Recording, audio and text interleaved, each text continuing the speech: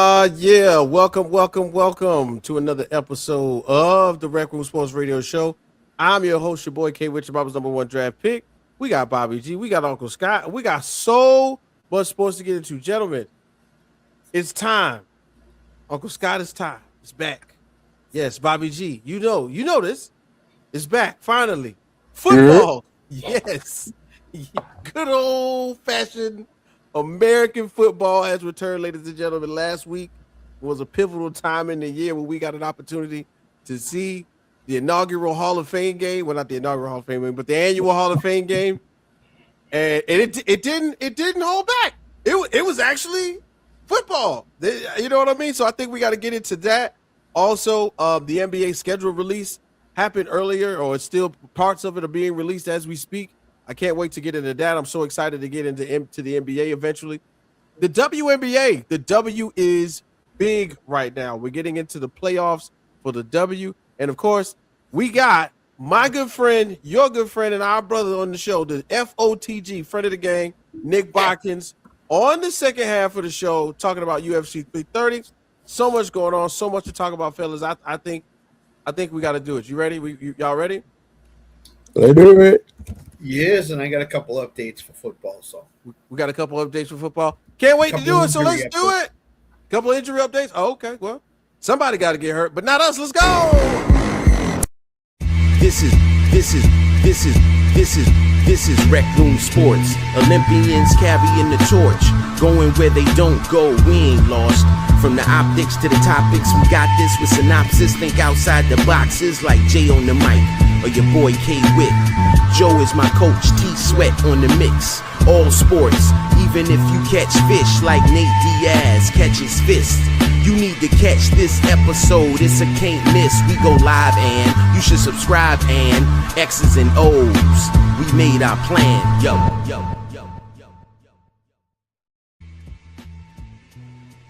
Yes, sir. Once again, man, you know what it is. It's your boy K, which is my #1 draft pick. We are live from the crib right now. Yeah, that's what we do. Of course, it's Thursday.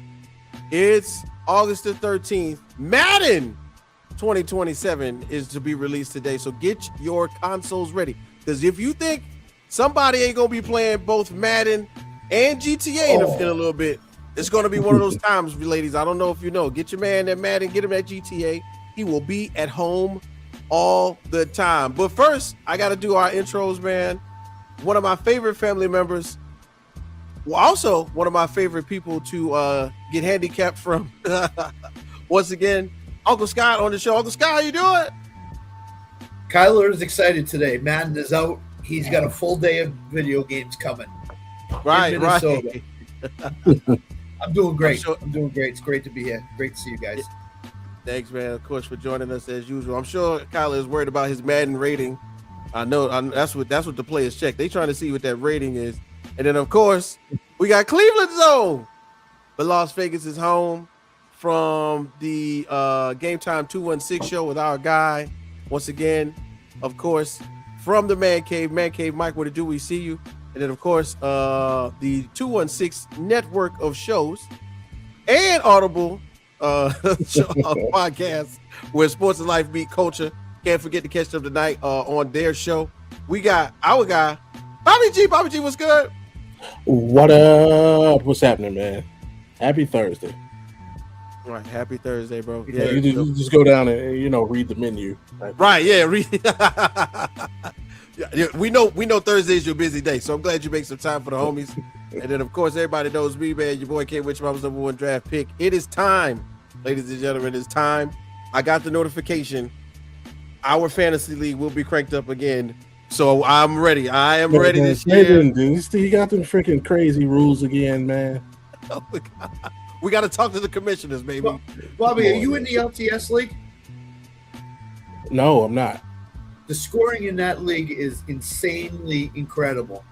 Insanely incredible. It's like 300 to 275 could be a final score in a week. What are we doing, man? Yeah, shouts out to our guy, Tanner, what to do? We see you. We appreciate you. Can't wait to get into the league once again. Fellas, this is one of those times where it's so much to get into. I don't know where to start or where to begin. but I am excited, of course, to do what we do here on the Rec Room Sports Radio Show. So we got to do it right at the top, guys. Of course, man, do us a big favor. Make sure you are following us on all socials so you can see us on Rec Room Sports on the Twitter/X. That's IG. You're going to follow us at _underscore Rec Room Sports. On the TikTok, that's at Rec Room Sports Hub. On YouTube, that's at THEE Rec Room Sports Hub.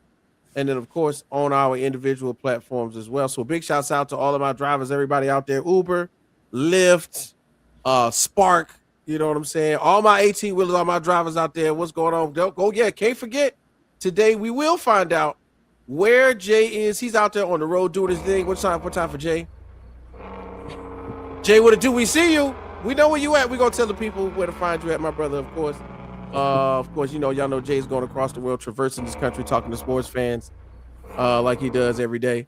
Anyway, so, gentlemen, man, at the top of the list, man, we got to do what we do. One of my favorite parts of the show.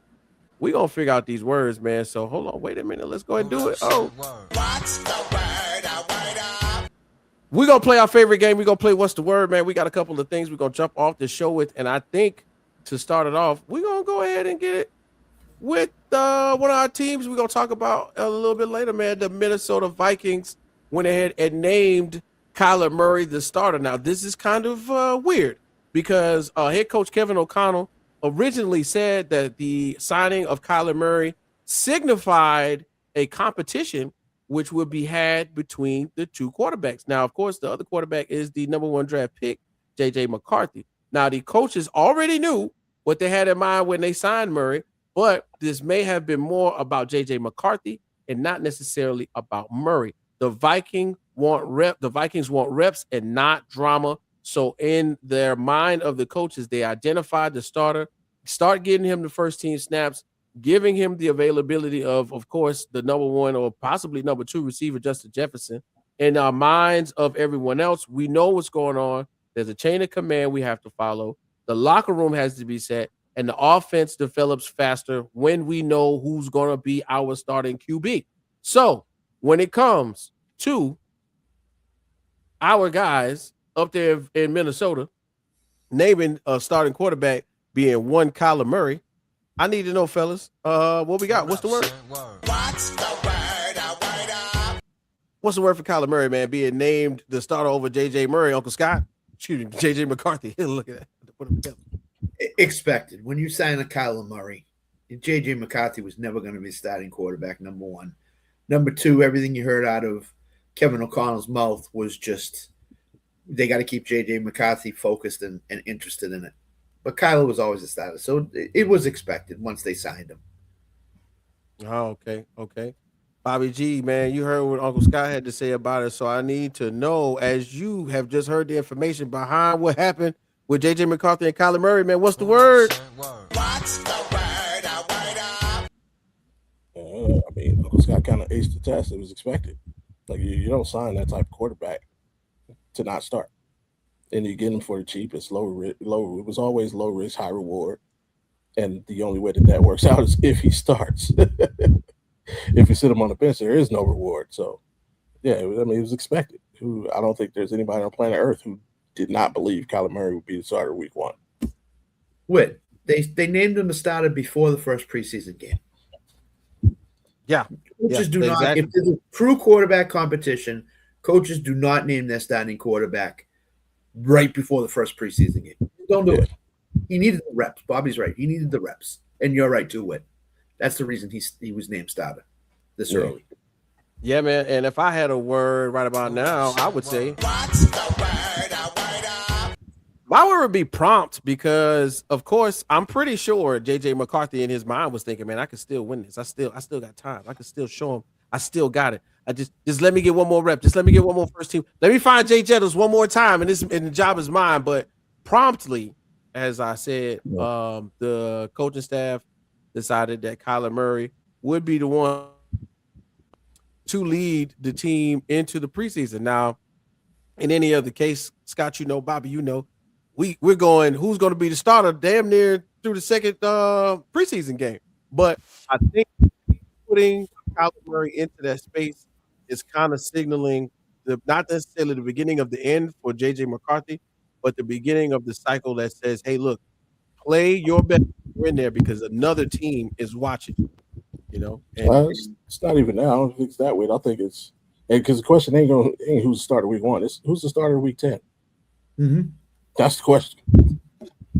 right, yeah, exactly. That's exactly where it's going. It's going in that direction. Who's going to be the starter week 10? But speaking of starters and people who make lots of money, such as Kyler Murray, we might as well go ahead and get to the next one. So, on another note, for what's the word, you got to know, man, somehow, some way, if you have been living under a rock, the Dallas Cowboys decided to pay somebody, and they decided to sign Quinnen Williams to a 3-year, $105.9 million extension. I don't know if you heard that, but I'm telling you, bro, it is an extreme amount of money, and somehow, some way, guess what? Jerry Jones ain't go out there and make a fool of nobody. He ain't made nobody feel bad. He ain't say nothing negative, but he cut the check. Okay, so I am 100% with this one because you know why? Normally we figure out a way to have Jerry Jones in the front of the news when he's not doing anything good, but this time it's for something good. So in essence, we got to go ahead and give a big shout out to Jerry Jones for not being in the spotlight, but doing the right thing. But since acquiring Williams from the Jets during the 2025 season, Dallas has consistently talked about him as a foundational piece. Stephen Jones even said the extension essentially puts a bow on top of all of the moves that connected last year's defensive overhaul, which included the trading for Quinnen Williams. Dallas clearly believes in the dominant interior and defensive linemen and that are harder to find and especially draft. So Quinnen Williams and Kenny Clark now give them one of the NFL's stronger interior combinations. So, gentlemen, as we find out that the Dallas Cowboys paid the boy Quinnen Williams, I need to know what's the word for what the Cowboys defense is tending to look like after they paid that money, man. Bobby G, what you got?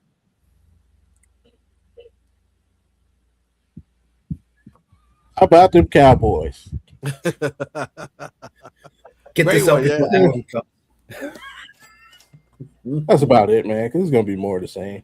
Yes, their defense is probably on paper. This is the best all-around Cowboys defense we've seen in some time. But it's just gonna lead to more of the same. Yeah, decent regular season, barely making the playoffs. Even if you do make the playoffs and a first-round exit, more than likely. Still no big expectations, but they won't get. We shouldn't see a lot of shootouts like we normally do with Cowboys. Should actually see some decent, normal scoring football games. right. But as far as the money, hey, you gave up a first and a second for the guy, so you knew they were going to back up the Brinks truck. Like you have to if you're giving up those kind of assets. Yeah, I'm 100% with you on that one, Uncle Scott. Once again, we found a way to pay the big man in the middle. Now I need to know, man. What's the word for the expectation for Dallas Cowboys interior defensive linemen of next year? So I have a twofold here. Difference maker is the first one. Their run defense will be incredible with Kenny Clark and Quinnen Williams in the middle. The teams may not be able to run on them as successfully as they had in the recent past. So, yeah, Quinnen Williams should have got the bag, and he did. The second phase of this is Pickens. Reports out of Dallas is he's totally dominating in practices. Joint practices, regular practices, OTAs. He's playing on the franchise tag this year. They're going to have to pay that man too. They're going to have to pay that man. If Quinnen Williams is making 3 for 105, if Pickens goes out and carries on what he's doing so far, you're looking at another $30 million a season contract that they're going to have to pay out to a player. So if I was Jerry Jones, I'd get in the negotiating room now and try to get a deal with him done fast if you can. So that's twofold. Or trade him. Or trade him. Or trade him. But he'll be better than CeeDee Lamb this year. That's my hot take. He'll be better than CeeDee Lamb. I've a lot of the things I've been seeing have been saying very similar, Uncle Scott, and I appreciate you bringing that in. It's really uncanny to like have a wide receiver be franchise tagged 2 times in a row without some type of fuss. So I think you're exactly right. So when it comes to me, and my word, I got fortified, man. Y'all know what it is. When you get some money and you put it in a, speaking of CD, you put it in a CD, a certificate of deposit, and you let it sit for 10, 11, 12, 13 plus months, and you got interest on it, and you feel a little fortified. So that more money. It makes you feel good, man. It makes you feel like, hey, look, I got something to plan on for the future. I'm not necessarily banking on right now. Of course, the Dallas Cowboys are a win now franchise, but I'm thinking about later on because, if I pay him now, I gave up the bread, but Quentin will be around for the next, 2.5 to 3 years, for sure. And just like you said, Uncle Scott, Kenny Williams and literally Quentin, we're like, how do you plan on running the ball effectively? You know what I'm saying? Not just running the ball, but running the ball effectively if they could switch those guys in and out of a lineup, rather quickly, man. And that's my thing. And somehow, some way, I really feel like fortifying that defensive line is going to pay dividends in the long run, just like a certificate of deposit. Go to your bank, ladies and gentlemen, put some money in there, get a CD. Anyway, moving on. Real talk, man. Since we're talking about all this stuff from training camps and people getting paid, it's kind of crazy because, there's a massive guarantee attached to Quentin Williams' deal, which is around like $101 million. But you know what else is guaranteed? Some news from the Las Vegas Raiders. Now, so what happened was Kirk Cousins and Max Crosby got into a confrontation during training camp practices after Crosby made contact with Cousins during a team period. Reports say Crosby hit and tipped Cousins' throwing arm a couple times, and Cousins finally had enough, getting into Crosby's face, grabbing his jersey before teammates stepped in, and reports are saying that Crosby looked him in the eye and said, well, what you gonna do about it, old man? And Cousins looked him in the face and said, well, you're not touching Mendoza. Ooh, shots fired, if you ask me. But anyway, lay off the old men, would you please? Max, lay off the old men. Yeah, so like basically, if you want to read between the lines, Coach Kubiak is pretty much setting the tone early. This wasn't necessarily a locker room crisis. Training camp fights happen all the time. Kirk Cousins' reaction showed that he is competitive. He does bring that fire, and he's not known to be a hothead, but to confront Crosby suggests that he felt that he had crossed the line and needed to be corrected. Crosby has an aggressive style, and we all know that. But why it matters is because the Raiders are going to be rebounding from a poor season. The real headlines isn't that Crosby and Cousins have fought, but it's that 2 veteran leaders were held accountable publicly and sparked a fire under this young Las Vegas Raiders bench. So, as we think about fights in the offseason for the Las Vegas Raiders, I need to know, my guys, what's the word for Kirk Cousins showing his heart out there on the field, Bobby G? You in Vegas? Tell me something, dog. Why so serious? Yeah, man. I mean, like, Max Crosby is a line stepper. We know this. Like anybody who saw the season 1 of quarterback series on Netflix, go to the game against the Chiefs. He kept touching Patrick Mahomes, and Patrick Mahomes like, bro, come on. I know what you're trying to do. It's not working. Let's stop the bullshit and play football.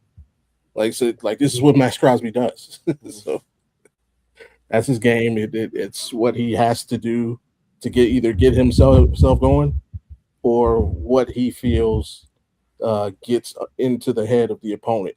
Either way, all I know is they were winning that game, and he started fucking with Patrick Mahomes, and they lost that game. So, Max, you might want to find a new thing, bro, because that ain't working. Right. Speaking of finding a new thing, we need a new word. So, guess what, man? Uncle Scott, when you hear about Max Crosby and Kirk Cousins, I need to know, what's the word for this habitual line stepper? Max Crosby and Kirk Cousins. Chip. I like it. Crosby has a big chip on his shoulder based on offseason activities with the Raiders, where he was basically dealt and then brought back. And Kirk Cousins has a big chip on his shoulder because he's the old guy trying to fend off Fernando Mendoza and trying to get one more season out of his career. Max Crosby has a big chip on his shoulder. He's gonna he doesn't look at the jersey. He looks at, you're throwing the ball, I'm gonna attack you, pal. Whether you're on my team or not does not matter. I'm gonna attack you. And I agree with everything Bobby said. Max, you need to stop the little games. It's not working. It's not working anymore.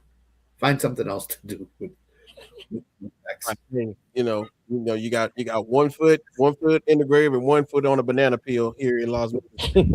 You need to be careful, buddy. Watch where you stepping. Okay, so of course for me, if I gotta choose some words, what's the word? My word's gonna be usual suspect, man. We know Max Crosby does this. We know Max don't be playing. Put him in the lineup. You can point him out. It's the one with the tattoos. That's him, officer. He did it. He been trying me all camp. He been saying all kind of slick stuff. When the last time you had a 4,000-yard passer, Max Crosby? Huh? Who threw 4,000 yards last time in the Las Vegas Raiders uniform? Not you, but guess who did? Me, Kirk Cousins. Okay, I did. I threw for 4,000 yards. I'm out here in the streets. Huh? 2 different franchises. Did it back to back. Nobody want to pay me, but now I'm here. I'm letting you know I'm not playing. That's how I feel. I feel bravado. That's another word. Because Kirk Cousins, you know what I'm saying? He drives the minivan to practice. He talk about going to church. You know what I'm saying? He's got the cookie cutter image with him and his kids and his wife. It looks like they're going, they're taking a Christmas picture that they look like they're taking a Christmas picture every time you see their family. It's a beautiful family. Let me tell you something. All right. But don't try me, bro. You know what I'm saying? Don't try me. It took him a long time to get into the NFL. And everywhere that you think about it, Kirk Cousins has faced adversity. You know what I'm saying? Kirk Cousins got those 2 franchise tags when the Washington then Redskins didn't believe in RG3, so he had to fight then. He had to fight in Minnesota. He had to fight when pretty much everywhere he's gone, you have seen Kirk Cousins, or in Atlanta when they didn't think Kirk Cousins was going to do what he did. They had to bring Kirk Cousins back in Atlanta to save the season and win the last 5-6 games? Am I not mistaken? Yeah. So, yep. This shows a little bit of bravado for Kirk Cousins, and definitely it shows you that, Max Crosby is the usual suspect. So, that's what we got for What's the Word. And now, as we continue talking about football, gentlemen, I cannot believe it. Last week, Thursday, it was there on the hallowed ground of the Hall of Fame, right there next to the one of the places which will have you enshrined and stuck forever, with names like Larry Fitzgerald and Drew Brees were announced on the field as the next inductees of the 2026-27 Hall of Fame class. There was a football game, and normally this football game is not looked upon with very much reverence at all. But this time, guys, there was a good football game. So let's talk about it. The Hall of Fame game and the return of football. So I'm going to go ahead and give a brief overview of it. So in the end, the Carolina Panthers faced the Arizona Cardinals with a heated score, right? Carolina beat Arizona 33-0 on a walk-off touchdown as time expired, and both teams moved the ball effectively all night long. It was crazy because, the Carolina Panthers used 2 quarterbacks, and somehow, some way, when we think about the Arizona Cardinals, their main key to what was going on was the play of one Carson Beck. So Haynes King and Kenny Pickett for the Carolina Panthers equally did their thing, but Haynes King went out there and showed not only does he have the legs, but the arm talent as well, as he threw for 21 of 34 for 180 yards and 2 touchdowns. Kenny Pickett went 8 for 11 with 62 yards. The Arizona Cardinals went out there and did their thing. Carson Beck went 15 of 19, showing that accuracy and showing that arm throwing for 188 yards and 1 touchdown. But Keaton Slovis came out there and held serve as he went 9 for 10 for 106 yards and 1 touchdown. I know. It doesn't sound like very much defense, but the idea is the game was an easy watch. So let's talk about this right here. Haynes King, of course, ACC Player of the Year, quarterback for Georgia Tech. He was counted out and was undrafted. But let's talk about how he accounted for 3 total touchdowns, 2 passing, and 1 game-winning rushing score. That was pretty much the takeaway from the game. He looked like the quarterback who belongs on a 53-man roster. But then on the opposite side of the field, on the same side of the field, Kenny Pickett was efficient. He's a usual suspect, 8 for 11, mid-tier, steady veteran type of play. But then Carson Beck is exactly what the Cardinals wanted to see from their rookie. Beck went 15 for 19, 188 yards, averaged almost 10 yards per attempt, which is kind of what his MO was coming from Georgia, going to Miami. And it looked like he belongs on the team. So we saw accuracy from both quarterbacks, a command of the offense, and the strange thing was there were no turnovers. Slovis was extremely effective.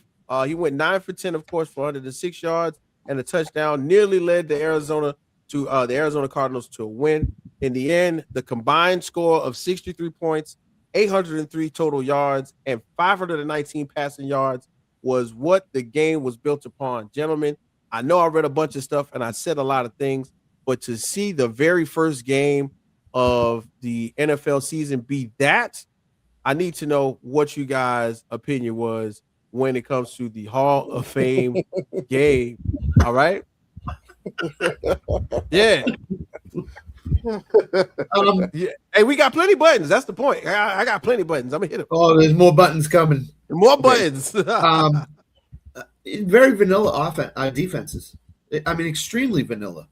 Yeah. These guys, quarterbacks nowadays, they're smart enough where they could sit back and pick apart a defense that neither defense wanted to stop anybody. Number one.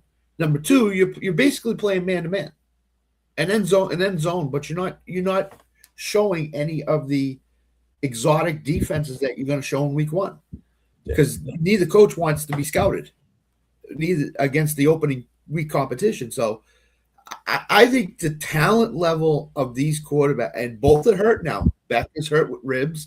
Haynes King is hurt. So now, I mean, it's just they took advantage of what they saw on the field, and they hit guys in stride, and they played very well. I was very impressed with what Carson Beck did. I was very impressed with what Haynes King did. But my overriding factor is it's the Hall of Fame game. It's like week 0 in college football. Defense is very vanilla, no exotic twists in them at all, and they just did what they were supposed to do. So, I feel you. Yeah, it was very, defense was very vanilla, but it's kind of put them out there and see what happens, and we pretty much got that for the most part. And I'm so interested to see what happens defensively, especially with Arizona having their new effective defensive signings as well. Bobby G, when you talk about the Hall of Fame game, man, like what was your eyes on? What was you feeling as you got a chance to watch football for the first time in months? Yeah, kind of saying, just looking at quarterback play. Want to see how guys come out, and just like Scott said, defense is going to be vanilla. Nothing much to it. You may see a basic cover 2 zone, just to see how guys handle responsibility on defense. But it's as expected. That's a shout out to Scott, man. He said it on the show last week. Hey, take that over on Carson Beck, 100 yards passing. Right? Yeah, he sure came out slinging, but no, he threw some nice passes. Had to show some touch. Had a real good ball in the first quarter along the sidelines. Can't remember who it was to, but he's one of the QBs that in this draft class people are going to be looking at, because he's very polarizing coming out of college. His career, the way it went. Starting at Georgia, being benched for Stetson Bennett, coming back on in Miami, leading them to the championship game. So people are going to want to see what happens to him and how his career goes. So shout out to him, and shout out to King. used his legs good, made the game exciting at the end. Of course, made the game winning play.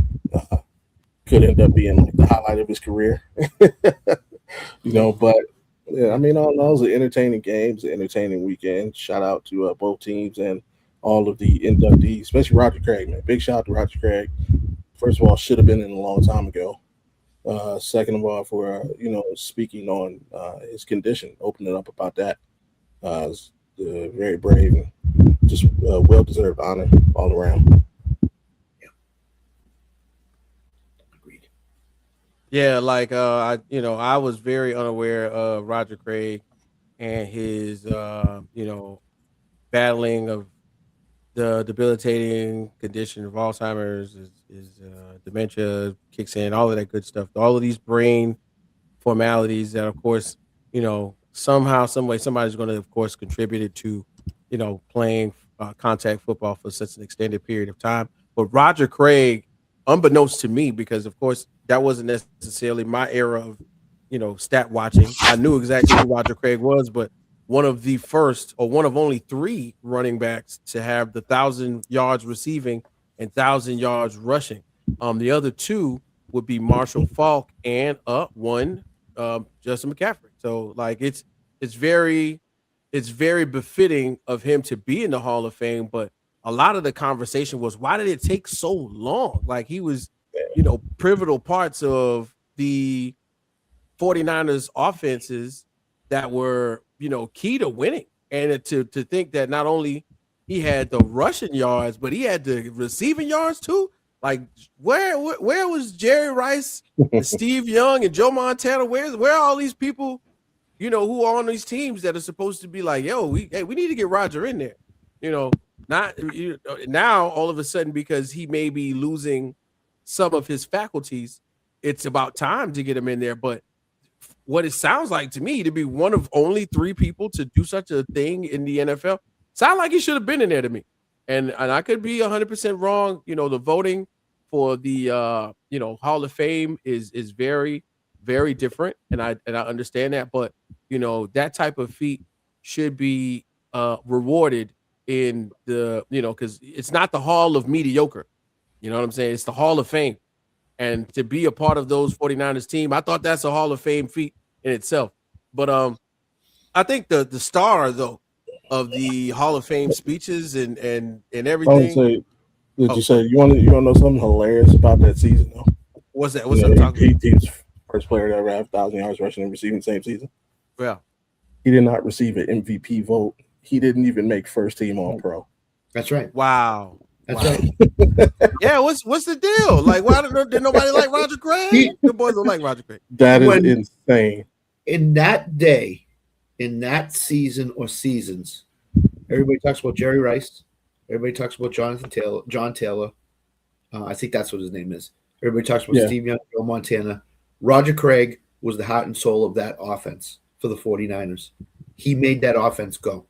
Yeah. Because you couldn't stack the box against them and leave Jerry Rice wide open, and you couldn't unstack the box against them because Roger Craig would just run it right around you and go for a touchdown. So he was the back. He was the in this day, the Priest Holmes, Jamal Charles, LaDainian Tomlinson of that era. Back then, he could run the ball, he could catch the ball. So yeah, well-deserved. Well deserved for sure. So I, just like Bobby said, if he didn't get an MVP vote, he didn't get a Pro Bowl vote. You know what I'm saying? He didn't even get to take a trip to Hawaii. He was He didn't make because Jerry Rice was on his team. It was because Jerry Rice was on his team. Jerry Rice was getting all the MVP votes. Yeah. Jerry Rice was getting all the MVP votes. Joe Montana was getting all. Don't forget, in those days, it wasn't necessarily a quarterback award. There were some other positions that got the MVP. Right. It all of a sudden, in the last 10 to 20 years, became a quarterback award. Yeah. A lot of the things that I've heard or been listening to, when I'm listening to podcasts, is Roger Craig is from that era where the best athlete on the field was the running back. Yes. Maybe not the best player, but the best athlete was the running back. And you can name those most of the time you can name those running backs on those teams, the Eric Dickersons, the Bo Jacksons, Roger Craigs, you know what I'm saying, and say, yeah, that guy beyond everybody else is the star, you know what I'm saying. But you got Jerry Rice, you got Steve Young, you got the names which probably impeded his progress. But what I was going to say was the star of the, the induction ceremonies gotta be Adam Vinatieri, bro. I didn't know, bro. I didn't know you could put on a 3-minute set like that. Nobody knew Vinatieri. Vinatieri was holding court. He got jokes. He got stories. He talked and they were all about the Patriots except Peyton Manning's joke. Right. And you know what I'm saying? He got and of course, somehow, some way, we got a little Indianapolis joke in there, you know what I'm saying? Yep. It's wild to me because we oftentimes talk about players on a football team, and there are moments where we'll exclude the kicker. But obviously, Adam Vinatieri having the historic leg, so to speak, for not one but two franchises, they kept him around for a reason, and I'm starting to think that he was the life of the party, man. You know what I'm saying? I really am starting to think he was the life of the party. That whole joke, or the whole Bill Belichick story, like I was like, well, dang, and the thing is, everybody, once he was done, everything that I watched on NFL Network, the stuff on the podcast, Steve Smith, everybody said, no, that's him the entire time. Just you never really got an opportunity to talk to the kicker. But he is that, and he wrote his own material. Okay. And he wrote his own Pat McAfee holds my balls more than my wife does. I was like, yo, that bro is out here. Bro is out here in the streets right now telling them what it is. You know what I'm saying? So and then of course he was like, but in the off season, my wife held my balls perfectly. I was like, yo, bro is really out here doing it. So big shouts out to Adam Vinatieri, man. But that's another dude. There got to be something in the water, like Pat McAfee. People forget, like he did. He had a stand-up career, and has obviously showed some personality. Yeah, punter. Like kickers and punters. Who knew kickers and punters are like the funniest dudes in the NFL? Yeah, I know it's not the same sport, but go on YouTube and watch Bob Uecker's Hall of Fame speech when he got in. It is 12 to 15 minutes of the most hilarious stuff you've ever heard. Roasted himself on the podium. It's fantastic. You can't stop laughing. It's Bob was great. Bob Uecker's another one. Dana White, he went and did some stand-up in Dallas, Texas about 2 or 3 years ago. Who knew Dana White had a sense of humor, because he don't play about the money. But yeah, man, it's crazy. It's crazy to see, Adam Vinatieri get in there. But big shouts out to all of the inductees, people who really did. I mean, for me, my football watching experience, seeing a Larry Fitzgerald, seeing a Drew Brees, getting your heart broken once or twice by Adam Vinatieri kicks during the season and in the postseason. All of these guys, well deserved.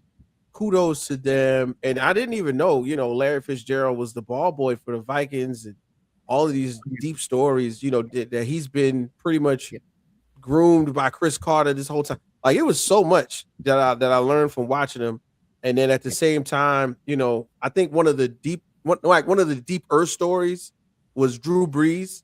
And of course, we all knew Drew Brees had that shoulder, and they pretty much had Phillip Rivers in the wings. They were waiting to see what was going to happen. He goes to Miami, and Miami does everything under the sun except for say, we want you to be the quarterback. But when he got to New Orleans, that's the first thing out of the mouth of everybody around him, is that they wanted to be the quarterback. I felt like when he was telling that story, like he almost cried about that. He definitely was about to cry when he was telling everybody how he was riding around the city, and post the Katrina stuff was happening. It was a real feeling of emotion that you could see was evoked in him, that he felt proud to represent that place as they began to rebuild and whatnot. So big shouts out to the inductees of the Hall of Fame and the players in the Hall of Fame game. Speaking of somebody who will go into the Hall of Fame one day, not just for his participation here on the podcast, but his life and roll in just in general. Big shouts out to our guy AP Alan Perales. Alan, we see you. Thank you for joining us. We'll let you go ahead and get your snack in, and we'll bring you on for the next moment. But like normal guys, right about now, we're gonna go ahead and make sure everybody knows that since we're talking about Hall of Fame, if you were going to get inducted into the Hall of Fame, ladies and gentlemen, you know where you got to go first so you can get right. Hey, you got to go to Unique Trends and Styles. You got to go. You got to go to Unique Trends and Styles if you're going to get right for the induction of your Hall of Fame ceremony. That's right. Please make sure you know right there at 266 Blandon Boulevard, Suite 8A in Orange Park. You can get right. You're going to come in as a customer. You're going to leave as family.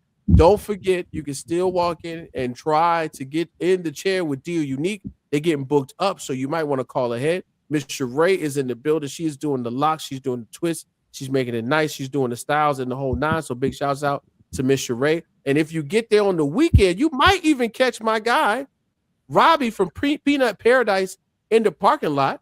Go ahead and get your pineapple bombs and get you some Cajun style peanuts, man. There's so much going on right there in Blandon Boulevard. I don't know why you haven't gone yet. So please make sure you go right there to Blandon Boulevard, 266 Blandon Boulevard to be exact, or even call ahead at 904-592-7135. Also want to give a big shout out to one of our other supporters, the Laundry Detergent Plug. That's right, the Laundry Detergent Plug. Give him a call. Make sure you mention that you got it from us right here at the Rec Room Sports Radio Show. Get that gallon bucket of detergent. You'll never have to buy detergent for the rest of the year. I promise you. Man, we're going to go ahead and take a quick 2-minute break. That's right, 2 minutes. We'll be right back to the Rec Room Sports Radio Show right here on the Rec Room Sports Network. Okay, let's do it.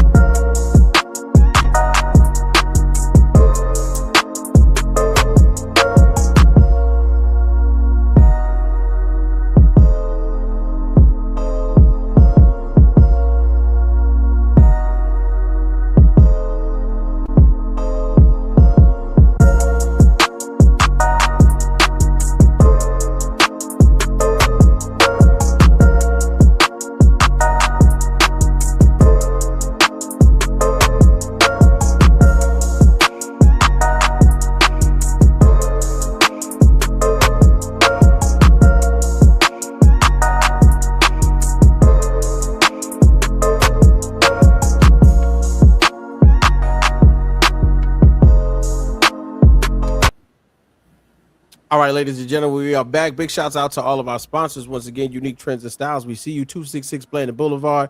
The Laundry Detergent Plug. We appreciate you. Don't forget about my man Robbie from out there from Peanut Paradise, right out there on Blandon in the parking lot. Robbie, we see you, man. I appreciate you.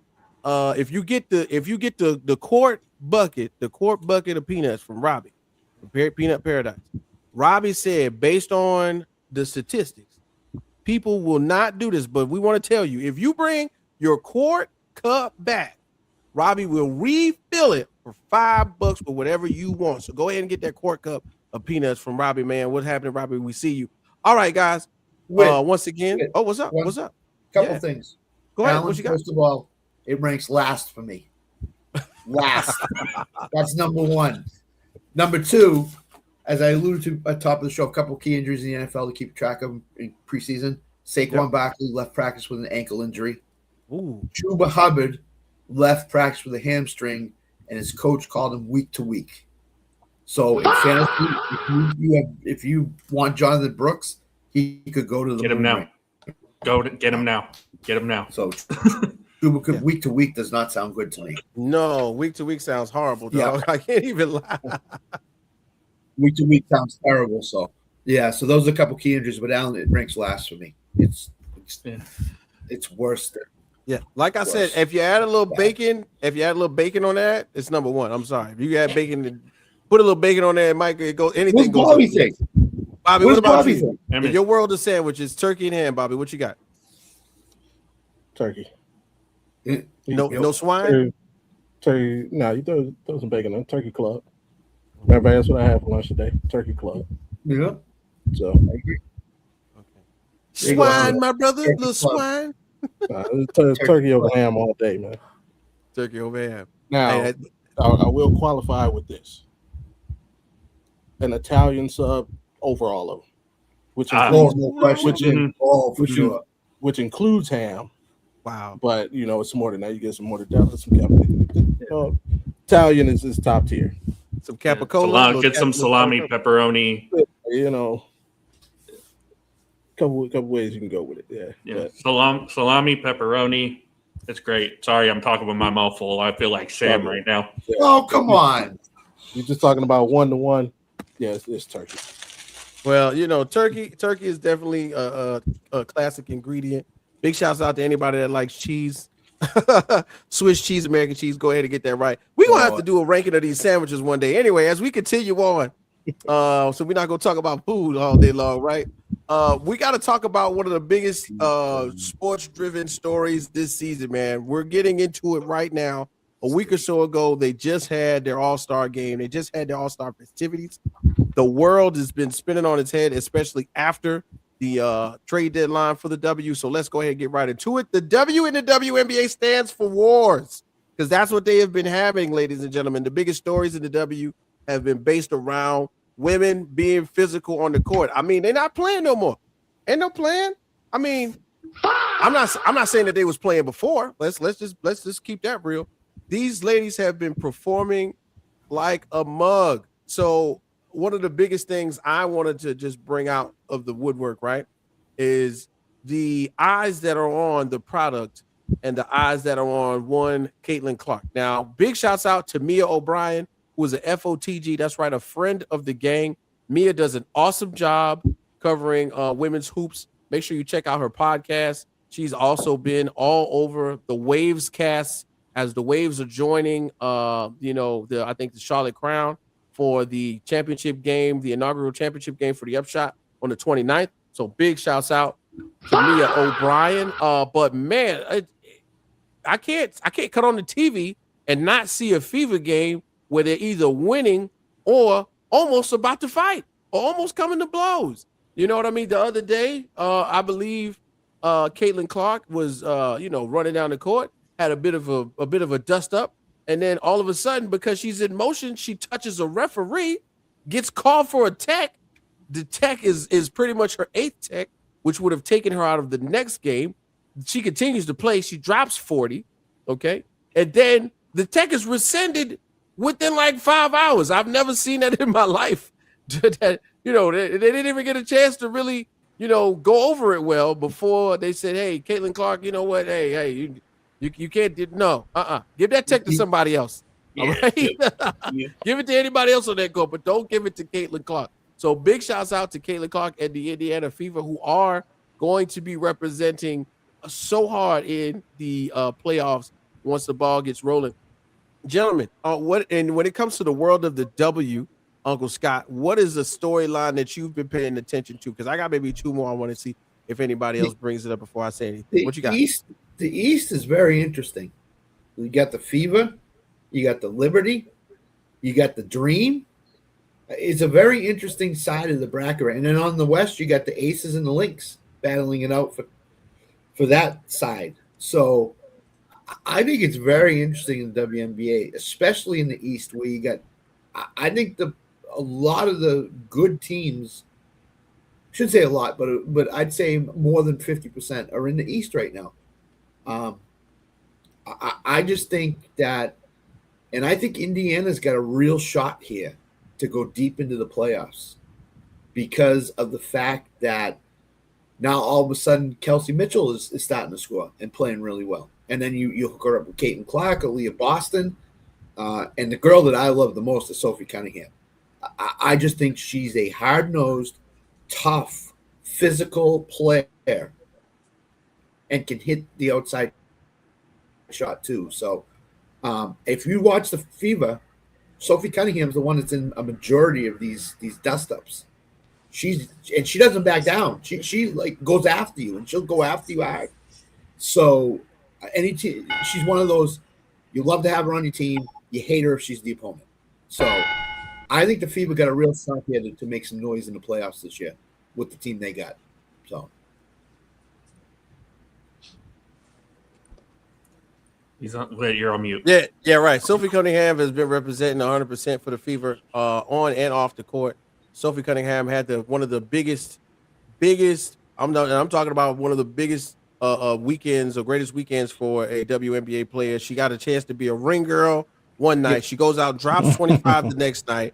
It was crazy. So yeah, Sophie Cunningham is one of them. What do we think about Darren Waller? The end zone. What? Darren Waller gets signed by Carolina. Yeah, Darren Waller. Yeah, to the Panthers. Yeah, that's pretty much going to be one of those things. We got to see if he's going to be old Darren Waller or new Darren Waller, because of course he's had his troubles with sobriety, but we're going to wish the best for him anyway. And who's going to be the quarterback? Bobby G, when it comes to the WNBA, bro, like what has been catching your interest of the past 2 weeks or so? Yeah, the Indiana Fever. I mean, you have to. Looks like they put it together. You got 3 scores now, and Aaliyah Boston is starting to hit that corner 3-pointer with some consistency as well. So they're able to spread the floor and not clog the middle. And her passing has gotten better over the course of the season. She's spotting the double team earlier and finding open teammates. And it's shown in their play. I mean, they came in here to Vegas and beat the Aces by like 30 about 3 weeks ago. And then, of course, played them tough again about a week in a game that they probably should have won. They were up by 20, let the Aces come back and win in it was double overtime. So, yeah, they're going to be a real problem in the playoffs. Outside of that, Minnesota. Nafisa Collar coming in and just seamlessly fitting in with what they got going on. They, right now, if I had to pick, they'd probably be my favorites to win the whole thing. So just watching them and just the young talent coming up, watching the young talent, the league has a bright future. It looks like if there was a time for expansion for a league, it's perfect timing. Like, you couldn't ask for better timing. These newer franchises are going to be able to come in and pick up like star players like right away. As we see, a lot of the top college players are making seamless transitions into the league. So just an all around good time for the WNBA period. Yeah, 100%. I agree with you on everything. Yeah, this is a great time to possibly be introducing franchises, because as the treasure trove of players begins to spread out, we're going to see a lot more parity. Alan, thanks for joining us after a hard day's work once again. Jump right in, man. The WNBA is having so many storylines and so many different things to cover. Like, what have you got your eye on? I mean, we're kind of 3 for 3 here with the Indiana Fever, because the other day I kind of glanced at a game for a little bit, and I noticed, and you look down for like 10 minutes and stand back up again, and all of a sudden Caitlin Clark has 21 points, and it's like not even the end of the first quarter, and it's like, what is going on here? And they put up 117 the other night. So yeah, they're starting to click on all cylinders, and they're becoming one of the most dangerous teams in the league right now. So and I agree with you too, Bobby, on Minnesota, because I think that's the team to beat right now. So yeah, it's just an exciting time, and it's an exciting watch, and you don't want to take your eyes off it, because you never know what's going to happen, whether it's a scruff or one of these players dropping 50 on you. It could happen, so you don't want to miss it. Yeah, definitely, man. And so I'll close it out. So I got some big thoughts on a couple things. So as I am, a connoisseur of what's been going on with the W. It's normally it's so many games on, or at least one game every night. So I'm excited to like normally, get my hands on it and kind of watch and soak up the product. You know what I mean? So really, when I get to thinking about some of the biggest headlines I got, and big shouts out to Jay who's out there on the road. Jay, what it do? Jay and I have been talking about Olivia Miles. Olivia Miles being a rookie, having the season that she's having, affecting Nafisa Collier in a positive way, taking some of the pressure off of her scoring. I really, really, really think that, if there is a voting system, which includes Caitlin Clark and her system, Olivia Miles has got to be like 1A or B. I don't care if she's a rookie or not. You really got to think about, the pressure she puts on the offense, the way she does get the chance to orchestrate. Some of these passes look very Bob Cousy-esque, if you will. You know what I'm saying? She's got some real flair to her game, and very similar to how I think the world was taken aback by James Harden and the immersion of the beard and all the beards in Houston. Y'all remember that? Like how the beards in Houston took the world by storm a little bit. I think a little bit is happening that right now with Minnesota and like the Afro natural hair wigs in the Minnesota games. I've been seeing them lately. So I think that's a real great representation because, every franchise needs something to kind of lay their hat on. And I think that right now, Olivia Miles is just stepping into the shoes at the right time, especially with Nafisa Collier returning. In other news, we got to talk about the Rivals Week that took center stage. Oh my God, what game was not intense? Before you yeah. Go ahead, Scott. What's up? Before you go on to this MVP for the WNBA right now, Asia Wilson's minus 650. Olivia Miles is plus 650. Caitlin Clark is plus 2,000. Wow. If Indiana gets deep in the playoffs, how can you not have Caitlin Clark as the MVP? If she keeps playing the way she is. It's interesting. Plus 2,000 for Caitlin Clark. Yeah. 20-1 on Caitlin Clark. Could be a situation where she's splitting votes with Aaliyah Boston. You see it happen when you have potentially two candidates on the same team. Kelsey Mitchell is higher than Aaliyah Boston right now, Bobby, on DraftKings. Plus 9,000. So maybe it's a three-way split, not just a two-way split. Yeah. I mean, hey, look, when Aaliyah Boston is healthy, she is one of the key pieces in that cog, which is currently the Indiana Fever. So what I was going to throw out there was pretty much right about now, man. It's crazy because Rivals Week took place. The Fever in the Sky game, crazy. Stormfire game, crazy. Aces Liberty game, bananas. I don't think there was a matchup where the intensity wasn't visual, and that's something that I think draws people in to what is the W is kind of bringing. So when they do Rivalry Week, which is hard to say that 5 times fast, they really do Rivalry Week. Golden State is no longer a surprise. Big shouts out to Jay for mentioning that. The Valkyries have won 13 of the last 15 and continue to establish themselves as one of the league's elite teams. Their rapid rise to become one of the best stories in the season is great. So make sure you keep your eye out for that. And somehow, some way, as we begin to think about what has been going on outside of there, we're getting closer and closer to the playoffs. And if the playoffs started today, the format for the WNBA, if you don't know, is basically the top 8 teams get played put into a 8 seed rotation, and they play each other. So the East and West doesn't matter. So right now, if we started the playoffs, the number 1 Minnesota Lynx will play the New York Liberty. The Valkyries will play the Dallas Wings.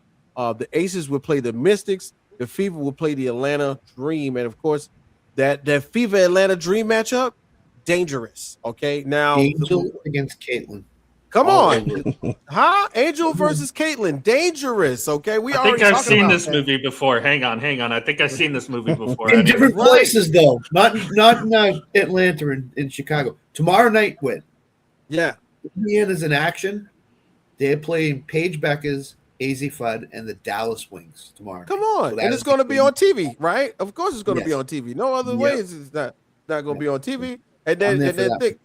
This is what I'm saying right now. And if you were just to look at this picture and say, all the Minnesota Lynx are number 1 and the New York Liberty are going. No, hey, bro, this is the Liberty at 8. Sleeping Giants. Do not wake them up.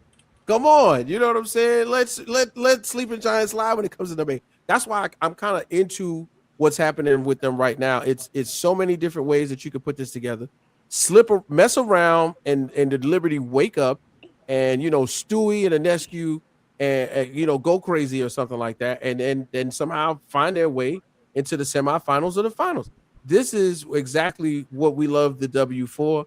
There's a lot of parity. There's a lot of things going on, and there's more than one way. There's literally more than one way to skin a cat in this one. So I think that this is a great opportunity for the W to be put on Front Street. As I currently see that we are going into somewhat of our second hour, big shouts out once again to our sponsors. We're going to go ahead and do a little razzle dazzle. I see that currently we got our guy, Nick Bodkins, back there in the green room. I'm excited to speak to him. I think we're going to go ahead and jump right into our UFC conversation. So before I do that, let's go ahead and make sure once again, Unique Trends and Styles, 266 Blandon Boulevard. You can go ahead and get there, get your cut, get right, get in the game. Don't forget, the laundry detergent man is out here in the streets. Go ahead and get that gallon for $25. Big shouts out once again to Peanut Paradise and my guy Robbie out there in the parking lot of Blandon. Robbie is representing with the pineapple bombs and the peanuts today. So big shouts out to Robbie as well. Somehow, some way, I think we will get, like I said, we will get to Bodkins in just a moment. One of the other biggest storylines, basketball-wise, that we will definitely get into right now as we wait for Bodkins to come back, has to be, gentlemen, this is kind of like a surprise to me, but it has to be the Lakers, bro. The Lakers get sold again for $12.5 million. I mean, but they just got bought, right? Like somebody just bought the Lakers for about $10.5 million. It was a big fuss. Everything was, pretty much broadcast all across ESPN because the Buss family was being slowly removed from their lifetime positions. The Buss brothers and Jeannie Buss all moved and removed from being on courtside and having the offices. It was a big deal. But no more than 10.5 to 11 months later, there is a sale of the cornerstone franchise of the NBA. Now, gentlemen, we've all been young men. Scott, you was there. Alan, you was there. Bobby, you was there. Yeah, I used to. I'm just going to tell a quick story. So it used to be a young lady who used to hang around and be friends with me and my friends and all of our friends. And she was attractive. She was smart. I didn't like her because, of course, I knew. When you look like that, there's got to be something wrong. There's got to be something wrong. And over time, after a friend or two dated her, and stories get passed around, we figured out. She's a little crazy, and she's not as clean as you would think. Oh my God, she's pretty, not clean. She's a little crazy. Negative marks all the way around, right? What is going on right now with the Los Angeles Lakers franchise, which is incentivizing, so to speak, someone to buy it for billions of dollars and then turn around and sell it at a profit, no less, but turn around and sell it. $10 million and $10.5 million, less than 10.5 to 11 months ago, turns into $12.5 million. So it is a profit. But what is the issue right now with the Lakers franchise that you want to sell it? Scott, go ahead. You got it. Isn't it billion? I don't think it was million. I think it was billion. $12.5 billion. They just got. This is the curse of LeBron. It's the curse of LeBron. LeBron moves, and all of a sudden everything goes to heck in Los Angeles. No. So the owner that they had is being investigated for, I forget what off the top of my head, I forget what he's being investigated for. So they had to sell insurance companies. I was going to get insurance company. Okay. So they had to resell again, and the former CEO of Disney was one of the buyers in on this.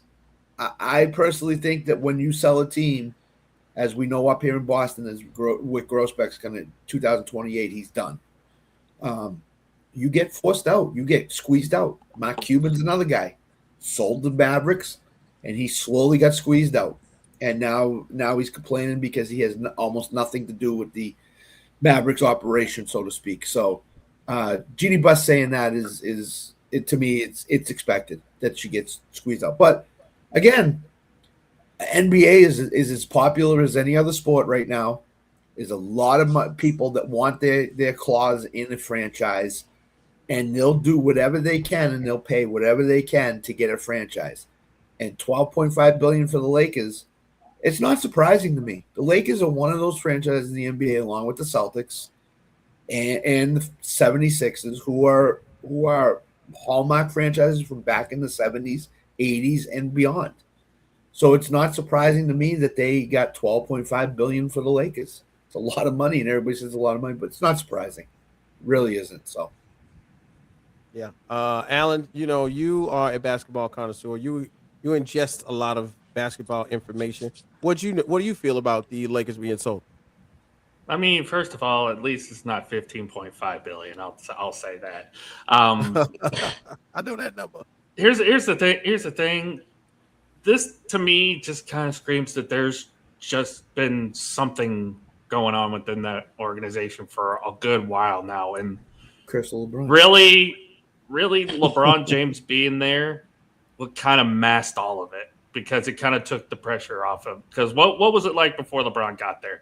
What is going on with the Lakers? How are they fixing this? Who are they going to bring in? How are they going to fix this franchise? This franchise has seen its worst days in history. Blah blah blah.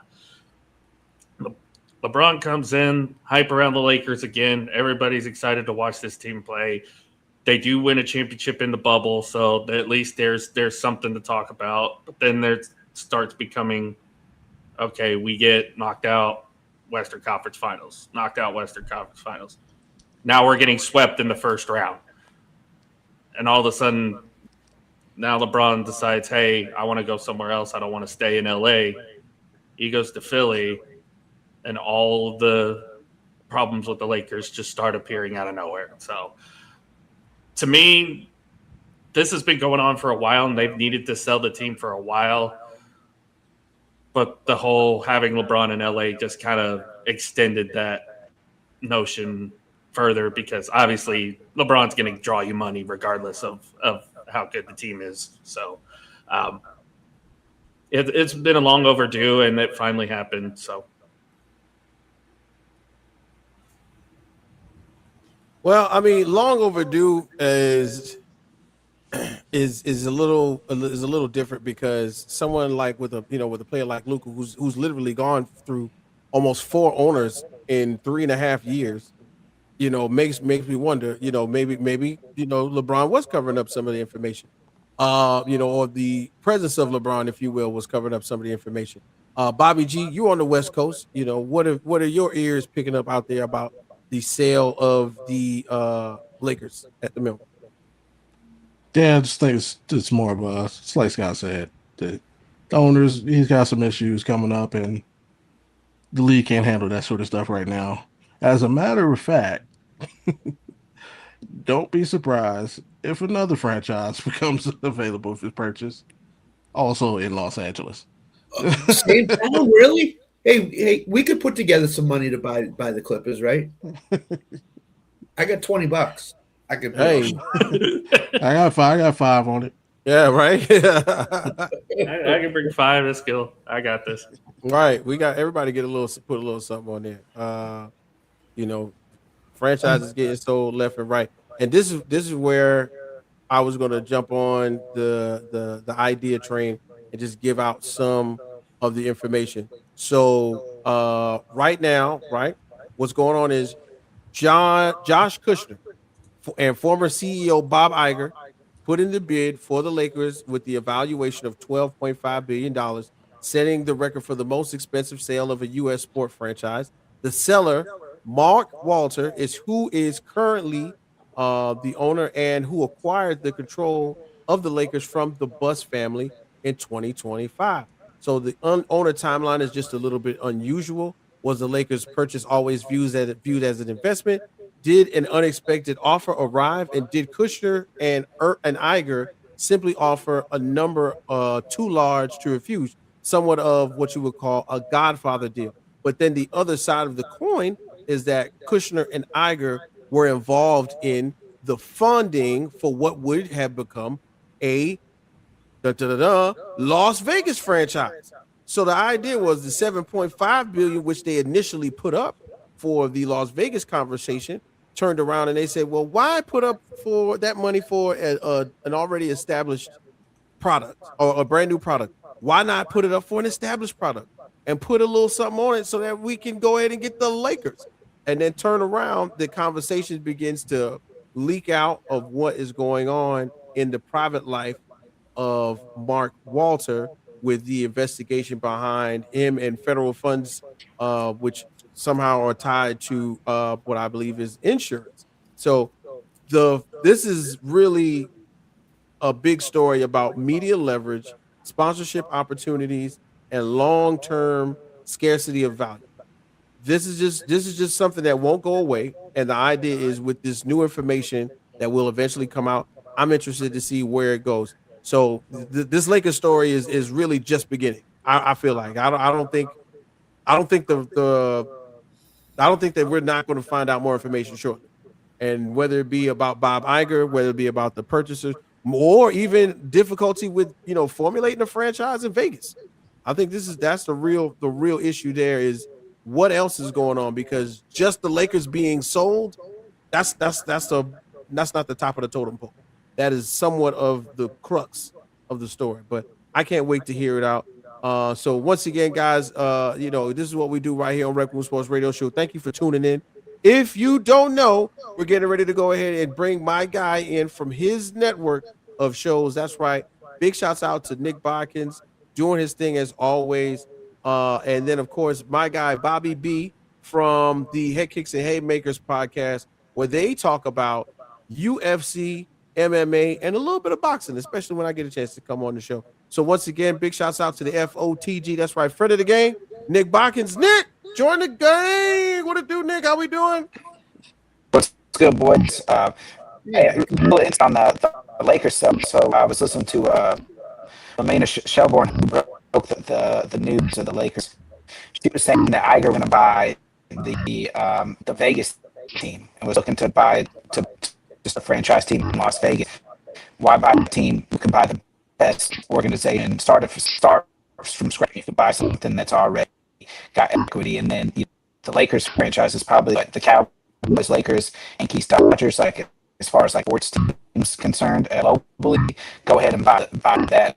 And that's what they did instead of putting up a basketball team in Las Vegas. Now Vegas eventually still get a team, he was saying, but they will lead front runners to purchase the team and the rights to start a franchise in Vegas. But now that is no longer, obviously, because they decided to buy maybe the biggest organization in all of sports, arguably outside of the Cowboys and Yankees. Yeah, and Nick, we want you. Nick, we appreciate you jumping in. You got a little bit of crackle going on. Jump in and jump out, jump right back in, Nick, so we can get you on a little bit better later. Maybe Nick can contribute to the Clipper fund. To the Lakers, yeah, because hey, look, the Clippers. I don't know what's that with the Clippers. We definitely going to talk about that.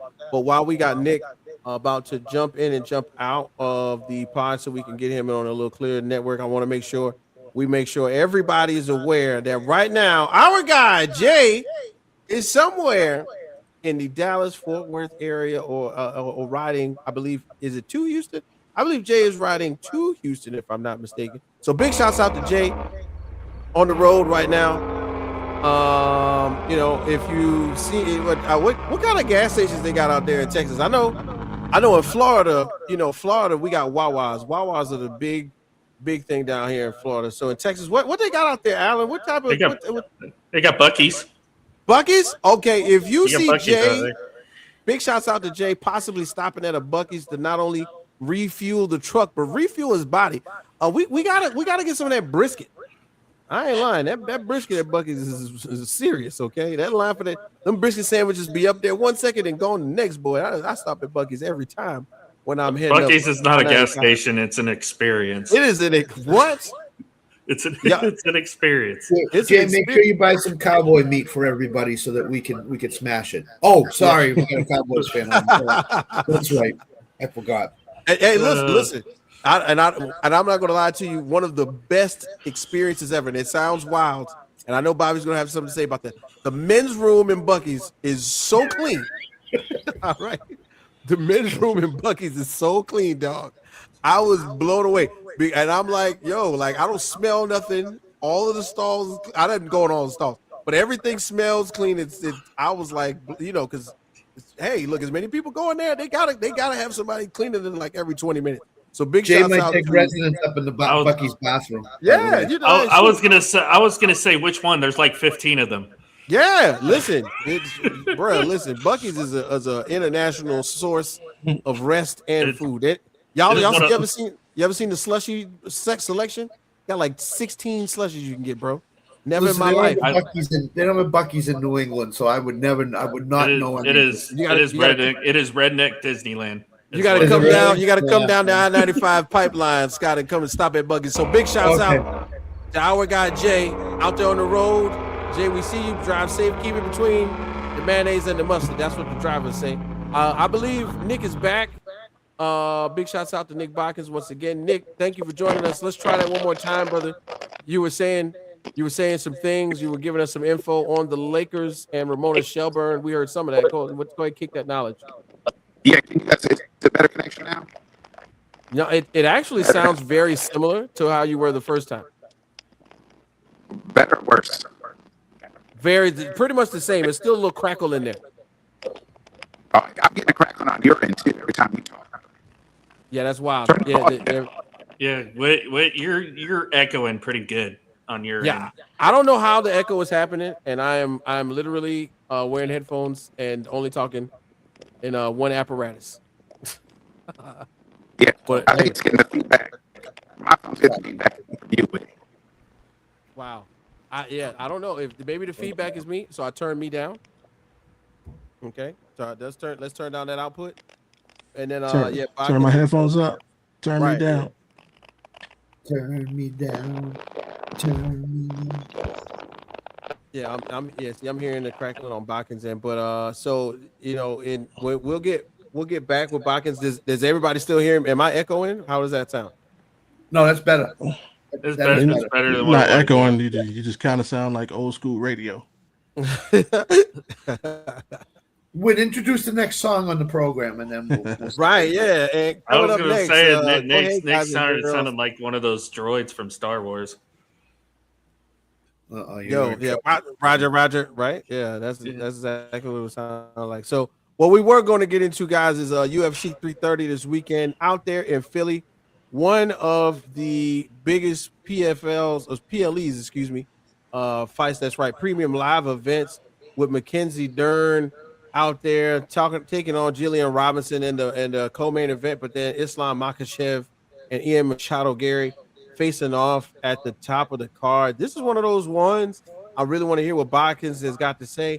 The card seems pretty like mid-level stacked right now. I'm not going to say that there isn't anything exciting on this card, because there definitely is, especially when we get to the main card. You got Edson Barboza versus Esteban Rodriguez. That's one of my guys out here in the streets, because Edson Barboza has been around longer than I have been doing podcasts.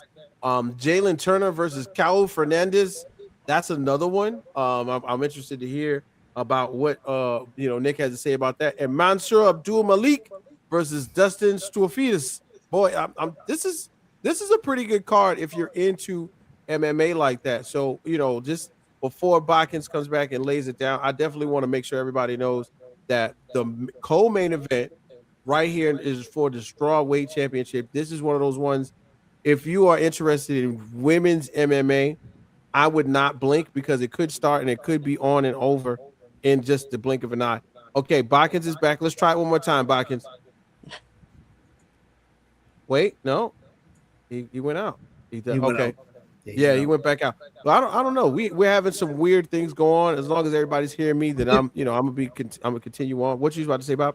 I mean, is Robertson that big of an underdog to Dern? To me, it's when you say that big of an underdog right now, and I'm gonna click on. She's almost a $2 underdog in the match for sure. Yeah. So what we would pretty much say is, because of course Mackenzie Dern has the name for the game, so to speak. Robinson, of course, having the last 5 fights be some really savage like wins. I'm somewhere in the space of, hey, look, we got to keep it real. Mackenzie Dern is a soldier out there in the octagon. The main thought is that this fight, if it goes to the ground, that's Mackenzie Dern's stomping ground. There could be a submission, there could be an armbar, there could be a choke. And then if it's done that way, Mackenzie Dern is definitely likely to do that because before I think what is this? Maybe almost a year ago or so now. I think it was Rebus. Let me click on this. Yeah, Amanda Rebus, submission by armbar almost a year and 6 months ago. And then the other two wins were both by unanimous decision against Verna Dina Raba and once again against Lupita Godonis. So somewhere in there, I think the idea is that, Robinson has a chance of a puncher's chance because this is MMA, but the skill set that Mackenzie Dern has definitely includes a little bit of that ground game. But, hey, look, the last 5 fights for Robinson, all of them either were from KO or by unanimous decision. So she is not coming in there to be slept on at all by a veteran like Mackenzie Dern. So I'm definitely excited to see what goes on with that one. And you mentioned Barboza. You mentioned Barboza. He's a $5 underdog. And the over 1.5 rounds is minus 130, and the under 1.5 rounds is plus 100. Yeah, so listen, this is one of those ones, bro. This is one of those ones where, if you get an old dog in a corner and you tell him, hey, look, this could be it because Barboza has been fighting in the MMA for a while. Right. If you look at that record of 24-14, it doesn't really tell you that he's been in some really, really good wars in the UFC. But he got knocked out by Jalen Turner, who is in the top 3 fights on the card. Drecker close, lost by decision. Then Lerone Murphy, he also lost by decision. So he's on a 3-fight losing streak right now. But if he comes out and does what he's known to do with his striking, Barboza is one of those guys you don't want to necessarily put in the corner. But Esteban Robovis, like how is this not someone that we want to put our money on? Even though he just now took a loss, I am extra excited to see what he can kind of put on display. Everybody, like you said, right now, if you're looking at, let's say, one of my favorite places, which is Tapology. Tapology right now has Ribovics winning by KO. If you've been voted on by more than 5,030 people who go onto this site, they're pretty much saying by KO for Ribovics. Like no question asked. Now, how do we get a win from Edson Barboza? He's got to come out there and fight scared. He's got to come out there and do something he's not necessarily used to doing, and that's why I think in the long run we could be seeing a one of those fights from Edson Barboza that we haven't seen in a really, really long time. And then somewhere at the top of the card, bro, for me, this is it. This is the one that if you have not watched MMA in a while, you're going to want to find your Paramount subscription that you could get for free for 3 months just to watch this one. Islam Makhachev, Ian Machado Gary, 2 guys who have been in the cage long terms, been doing some really good research on one another because, of course, hey, Ian Machado Gary doesn't come to play, nor does Islam Makhachev. I think we got Bakins back. I'm going to throw him right in there. Bakins, we going at it again, brother. What you got? How you feeling? You're looking strong. I think we're good, brother. I think we're good. Yeah, that's a lot better. A lot better. Perfect. I can hear you guys good and clear. You can hear me loud and clear, so we're good. Yeah. Perfect. Yeah, Bakins. Jump right in on it, bro. You it's your world, bro. Yeah, it's UFC 330, baby. It is headlined by Islam Makhachev versus Ian Gary. Islam going to break Anderson Silva's 17 in a row streak. That's right. If he wins, this will be the longest winning streak ever in the UFC at 17 in a row.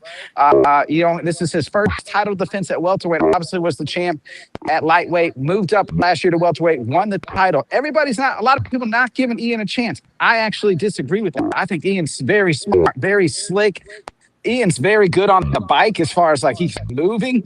It'll be hard for Islam to kind of get to him. Once he gets taken down, can Ian get back up? Really like the over amounts here. I think it's like 4.5. I think this goes the distance.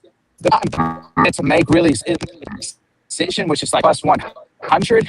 I think that's the best way to go in this main event. The rest of the card is okay. You got the comb, the straw weight type. Again, I would bet you over on the rounds. It's going to go the distance there. Really like Julian Robinson to be in new.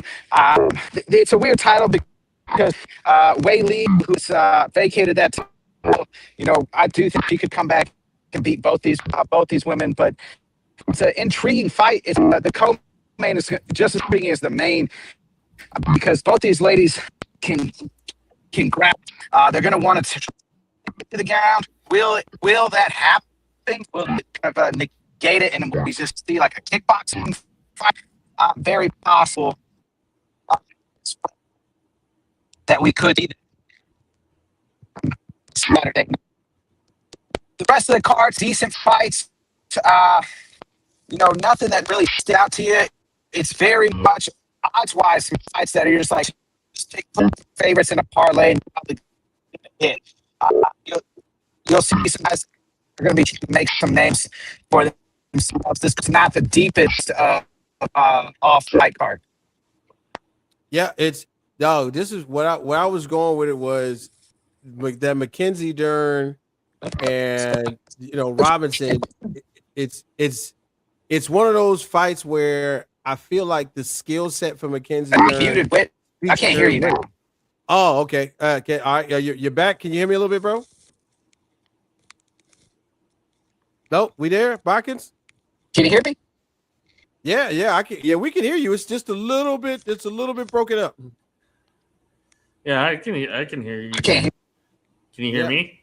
Yeah, I can hear you, Alan. It's just Botkins right now is. I was gonna say I could hear both of you, so I don't know. I was hearing him. You just like right when he started moving to the car, it got a little crackly. Botkins, can you still hear us, brother? StreamYard. Yeah, but StreamYard hates phones right now. StreamYard is. I don't know what's going on with StreamYard. It's. Yeah. The next time is when they ask you, we're gonna recommend StreamYard to friends. We're gonna say no because something's. Or if you're using a phone, no.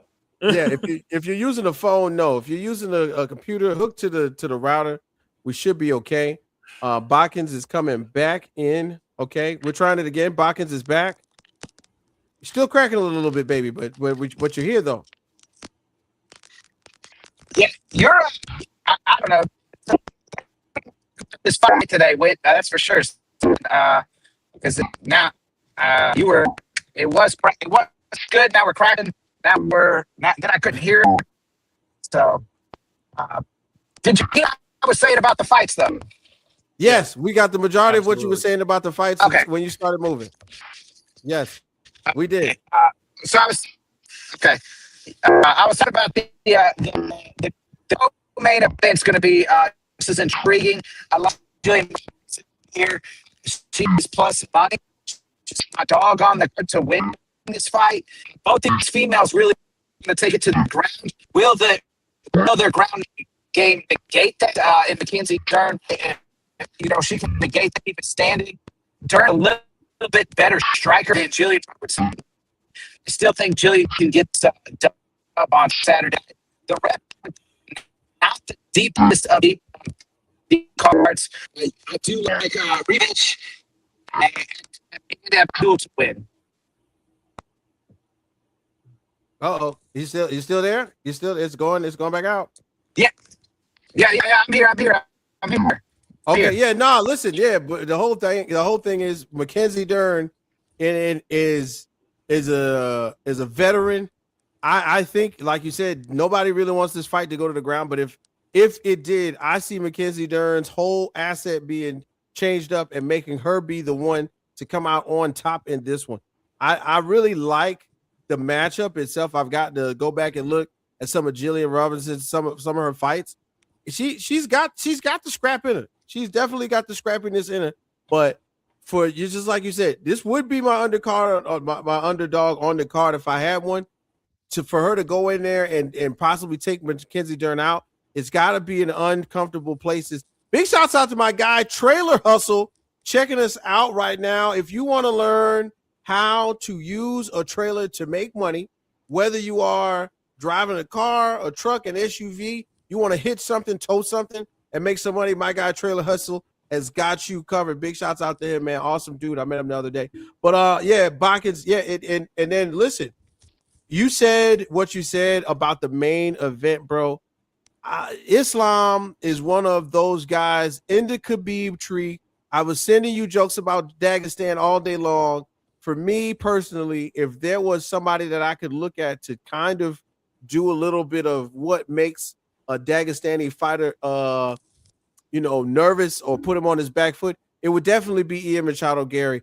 I want him to go in there and not be the easy grappling target. Don't go in there and just be manhandled by Islam, because that is what you do. Very, very similar to what we saw Dustin Poirier do. If he takes a page from Dustin Poirier's fight against Islam and stays active and keeps moving, I think this will be a great card. But Ian Machado Gary has the hand speed, has the level of difficulty in both his kicks and his hands to put Islam in a very uncomfortable place. The last time we saw Islam in an uncomfortable place, Botkins, was against DP Dustin Poirier, and then all of a sudden the last 2 minutes turned into nothing but pure Dagestani wrestling. Do you see an outcome like that, very similar, happening to the main event? No, I think Ian will be more defensive than DP was. I do think Ian can get 2 rounds here, and it won't be easy because Ian's defense is so good when it comes to takedowns and stuff like that. And Ian's just also, you got to think this, like, Ian's bigger, stronger than, not stronger, but just bigger and taller than Islam. So I think that could come into play as well. So it'll be very interesting. I just don't see a way Ian wins this fight. Like, I don't think, unlike DP, I thought maybe he could knock him out. Ian doesn't really have that knockout power that we've seen. So it'll be very interesting. But as we know, this has been 2026 been the year of upsets. We just saw Sean Strickland a couple months ago. We just Gaethje win 2 months ago back at White House. So will the trend continue as far as these invincibility fighters that we saw and be an upset? It could happen. I just see a path for Ian Gary. If, like I said, I would bet is by decision, which you can get that some money right now at plus 100. So you can double your money on what you bet on him. And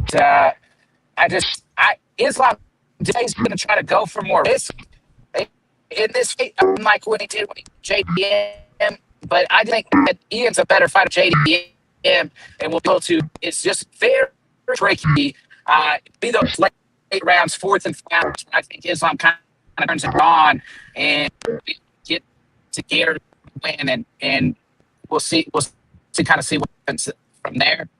See a victory for Ian Gary. Hey man, and 100%. I caught most of that. This could be a surprise upset for Ian Gary. The upsets have been rolling right now, just like you said.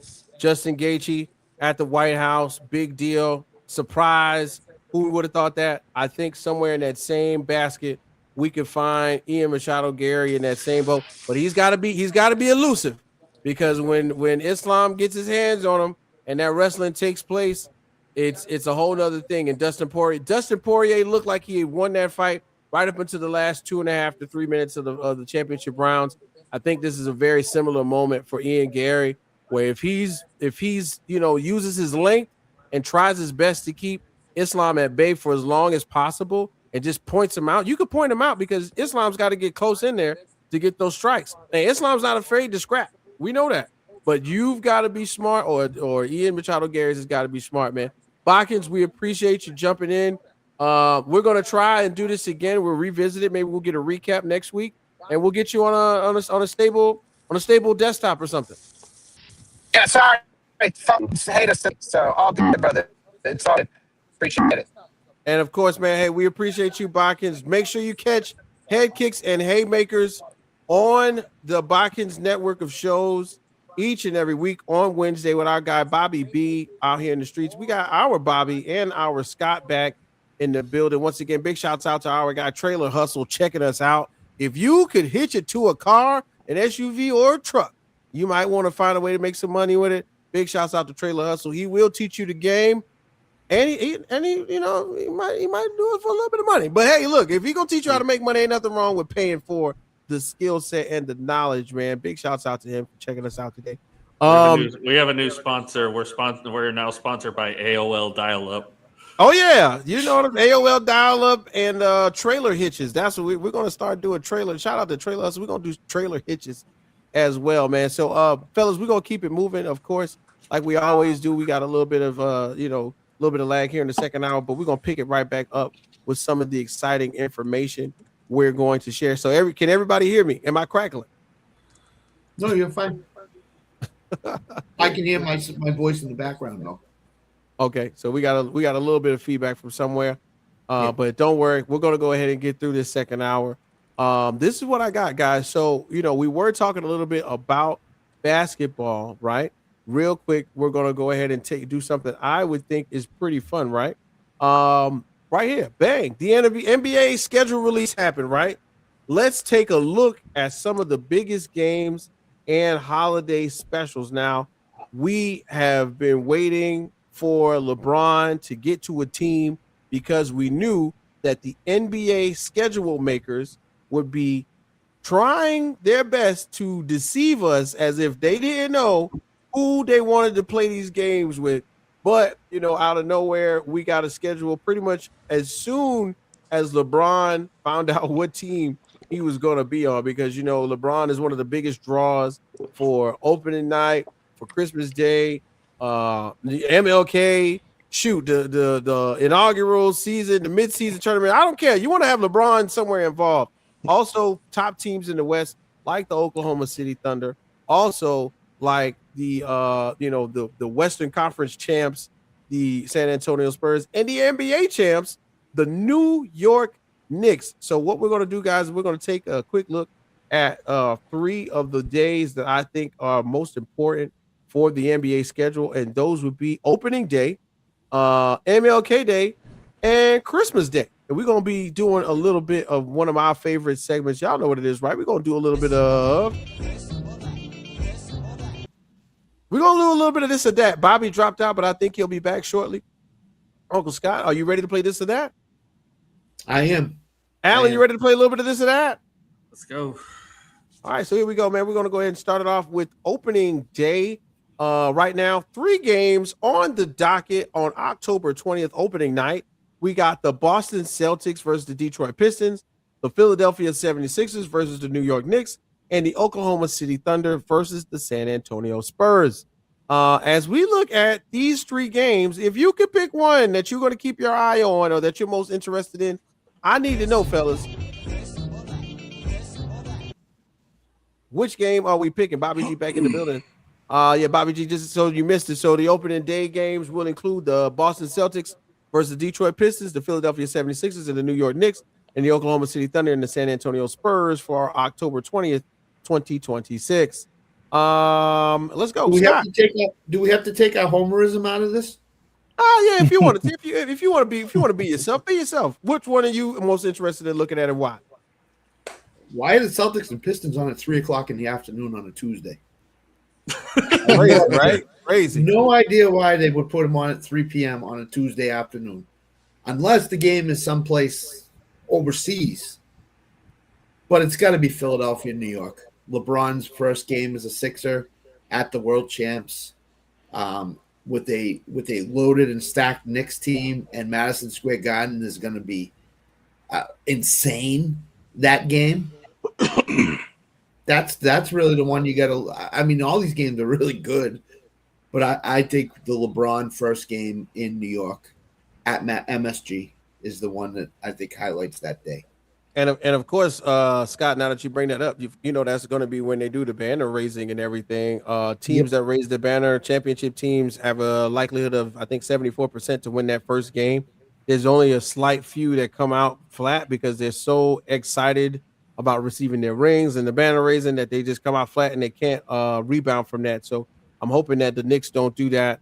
As of course, we got to prepare for me to give my father his Father's Day / birthday / Christmas gifts of New York's Knicks championships apparel. Big shouts out to Big Bernie, who sometimes decides to watch on his computer. Bobby G, thanks for joining us. Can you hear me, bro?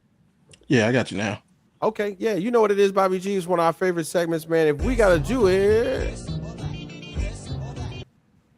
which one of these games would you want to keep your eye on for opening day, bro?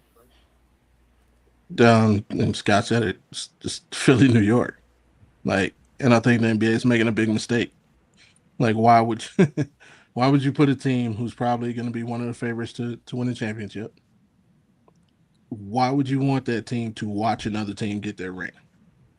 As if they needed any more inspiration or motivation for the season. You want Tyrese Maxey, VJ Edgecombe, Joel Embiid, and Jaylen Brown to watch the Knicks get their ring. For a team that's inherited two leaders, two guys who know how to get it done, they're just going to be in the sideline. Okay, look at this. Watch how they act. This is what it feels like. This is what we're pushing for to see. Why would you want that from out the gate? So, yeah, it's definitely going to be that game. It's going to be must-see TV. It might be the highest rated regular season game in the last 5 seasons or something. Yeah, definitely probably one of the highest rated opening day games in forever. That's for sure. Especially with that. Yeah, now that you make mention of it, I was like, hey, who else got a ring on the Sixers? Jaylen Brown, duh, right? And guess who the Knicks are playing later that week, by the way? Who they got later that week, Uncle Scott? The Celtics. Oh, yeah, of course. Duh. So it is not going to be an easy opening week for the Knicks. Yeah. Definitely not going to be an easy opening week. No. AP, when you look at these 3 games and you take a gander at what could be one of them that you will watch, because you're going to be at work for one of these games. So which one would you prefer to watch if you had the ability to watch all 3? Which one would you pick, man? Thank God it's the Boston game. Thank God it's the Boston game. And wait, I'll put money on I know which game Alan's going to pick. I mean, you shouldn't even have to ask at this point. It's the Celtics Pistons game. Here's the thing. If we're so hyped, we're so full of hype and ready to go for this 76ers Knicks game, why the hell is it not ending the night? Why is it not the last game on the docket? Because you would think the NBA champs getting their rings, first time the Knicks have gotten a ring in however many years it's been, against the fully loaded 76ers team, if that really is going to be your most watched game, why do you not put it on last? It's always going to be a West Coast time zone game. You'd have to start. Here's the thing: the Spurs Thunder is not West Coast teams. I know they play in the West Coast timeline. They're not West Coast teams. Yeah, you would have to time zone wise. It could start the latest. Yeah, the Oklahoma City San Antonio game would start at 7. Yeah. Philly, the Knicks would start at 9:30. And by the time the ceremonies get over, it'll be 10 o'clock. You can't in the East in New York. Can't play fair point. But it's still going to be OKC San Antonio anyway. I mean, did anybody watch the Western Conference Finals last year? Yeah. Did anybody see how much viewership the Western Conference Finals got last year? We were there. We were all there, brother. They were all watching the Knicks. This is why they're finishing last. This is why they're going on last. It's become one of the top rivalries in the NBA. especially with everything that happened in last year's series in the Western Conference Finals. OKC reloaded up. They did get rid of some of their team, but they did reload up. San Antonio did the exact same thing, but the main stars that you want to watch in this game are still going to be there, and you're going to get a fully healthy J-Dub finally. So it's going to be interesting. That'll be an interesting way but just the full slate itself, it's going to be a fun opening night. Question for you, Alan. What's up? Is the game's in Oklahoma City, right? Because I know they be. No, it's in San Antonio. No, it's in San Antonio. Yeah. All right, never mind that. Yeah. Never mind that. Oh, okay. Question that it doesn't matter. Doesn't matter. Okay. It's gonna be a fun opening night. I'm gonna enjoy. Hopefully half of Philadelphia is sitting on the bench at this point. What? Yeah, man. And then for me, let me tell you something, man. I'm really in the streets trying to see what the 76ers and New York Knicks going to do, man. I'm gonna slightly shed a tear as I see Jaylen Brown don a Philadelphia 76 jersey. I'm not even worrying about LeBron in a 76ers jersey. I really want to sink into the Boston front office how stupid they're going to look when Jaylen Brown goes out and drops like 25 on accident, and Jaylen Brown's going to slip up and drop do a smooth triple double. He's going to get like 17, 10, and 10 just because he doesn't have to score, because he can give the ball to LeBron or VJ Edgecombe or freaking Joel Embiid. Hello, did we forget that Joel Embiid is on the team? Joel Embiid is going to be excited to play, and that he's going to want to be healthy. Do I have to ring the remember that Joel Embiid is the process? I'm sorry, but it's mind-boggling that this had happened. But you know what I like about this matchup, and it's already been like, without saying that it's already out there for the Knicks. Like Jalen Brunson too much was asked about this being the first game. He said, "Hey, you know what I'm going to do? I want to enjoy my time with my family. I'm going to enjoy the vacation, and I'll worry about the season." That's clearly stating that I know who we play. We're going to get those rings, and I'm going to go out there and bust day behind on game one. And I like the type of fire from the star player who is Jalen Brunson, and we have to watch out for the entire big squad. So here, I'll ask Bobby this, and I'll ask the whole panel this. LeBron knows situations, right?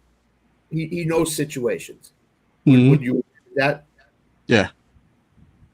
You undersold Jaylen Brown short. I think Jaylen Brown could have 35 because I think LeBron will say, "Hey, Jaylen, guess what? You're my new teammate. The Celtics screwed you. Let's give you 30, 35, 40 points opening night and just show the Celtics what an insane mistake they made." Mm-hmm. I'm not doubting that. I wouldn't say Jaylen Brown. So when I mentioned those guys, it was just from the leadership standpoint. No, agreed. Like he's gonna be in their ear.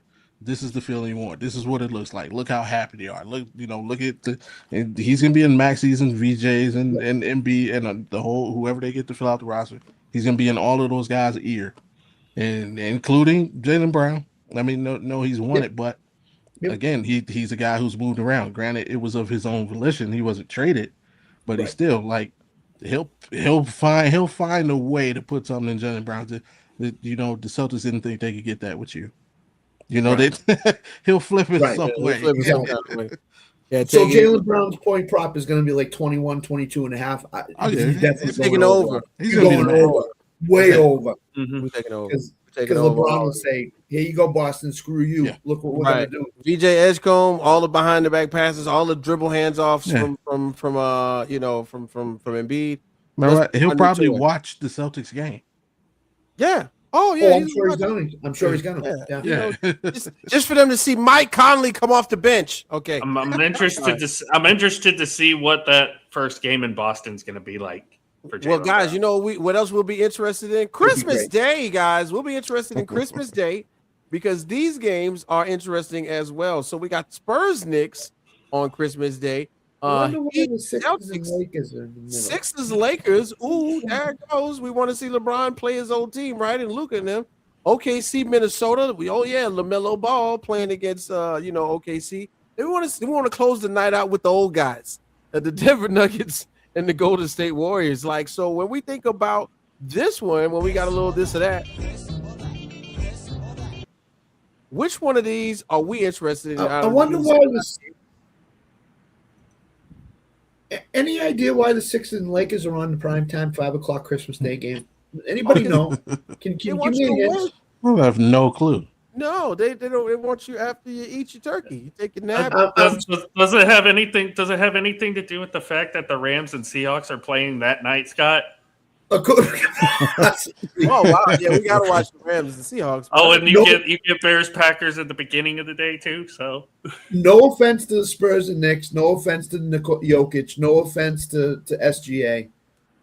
It's got to be Sixers Lake. I mean, that without question, that could be the highest rated game of recent memory. I mean, LeBron's going back to LA to play against the Lakers. Probably the first game of him against the Lakers where he helped them win the bubble championship and helped them. It's Sixers Lakers, and all the other 4 games just pale in comparison to that. So, yeah. It's really a big deal, and I can't wait to see it. Alan, when you got some games to choose from, and OKC is on here, so will you go OKC again? No, because I think I know what the NBA was thinking and when they made this schedule, because obviously they kind of waited for the NFL to drop theirs as well, because it's like, what games can we put our best? Where can we put our best game at? Where do we have the best chance to outdraw the NFL? And it is 76ers Lakers, because that game you're going up against Buffalo Denver. We don't know what both teams have question marks. I know we'll get to the AFC here in a minute, but both those teams have question marks. And if you're asking somebody, what game would you rather watch? Would you rather watch a Buffalo Denver football game, or would you rather watch the new look 76ers go against the Lakers? And Lord, why would you put the NBA Finals rematch at 12 o'clock on Christmas Day? Why on earth would you do that, NBA? And put up against Bears Packers, the early game of that game too. So, we got to. Again, it's all about scheduling. That's the one question I had too, Scott, is like why you have your finals rematch that early. If anything, that should be like. I like that time slot. That's what everybody's awake. That's before the NFL. You'll have a half in before the NFL. And everybody's awake Christmas morning. Everybody. Yeah. So, I mean, in the black households, everything is done. Dinner's over. Food, dinner is happening. Everything is done. No, yeah. If you haven't even, you might be on your second plate by noon. In my Caucasian people's, dinner's just starting. Right. All the gifts have been open, so it's like the perfect time. 1 Eastern for me. No, see, that's the complete opposite in a Hispanic household where nobody's even there yet. We're just now getting up out of bed. So I come when the Thunder are playing the Timberwolves at 7 o'clock Eastern. That's when you say that, and then everybody shows up in that Denver Golden State game. Wow, they show up crazy, 2-3 hours late. Yeah, but see. The real answer to the most interesting game is it's the Heat Celtics. Heat Celtics, thank you. That's true too. Yeah, that's true. It's because why? What have the Miami Heat done? Why are they on Christmas Day? Yeah, what? One guy named Giannis, maybe Giannis Antetokounmpo. Bam Adebayo. What has he done? He was supposed to go to Boston, and then Bam Adebayo. It is, that's it.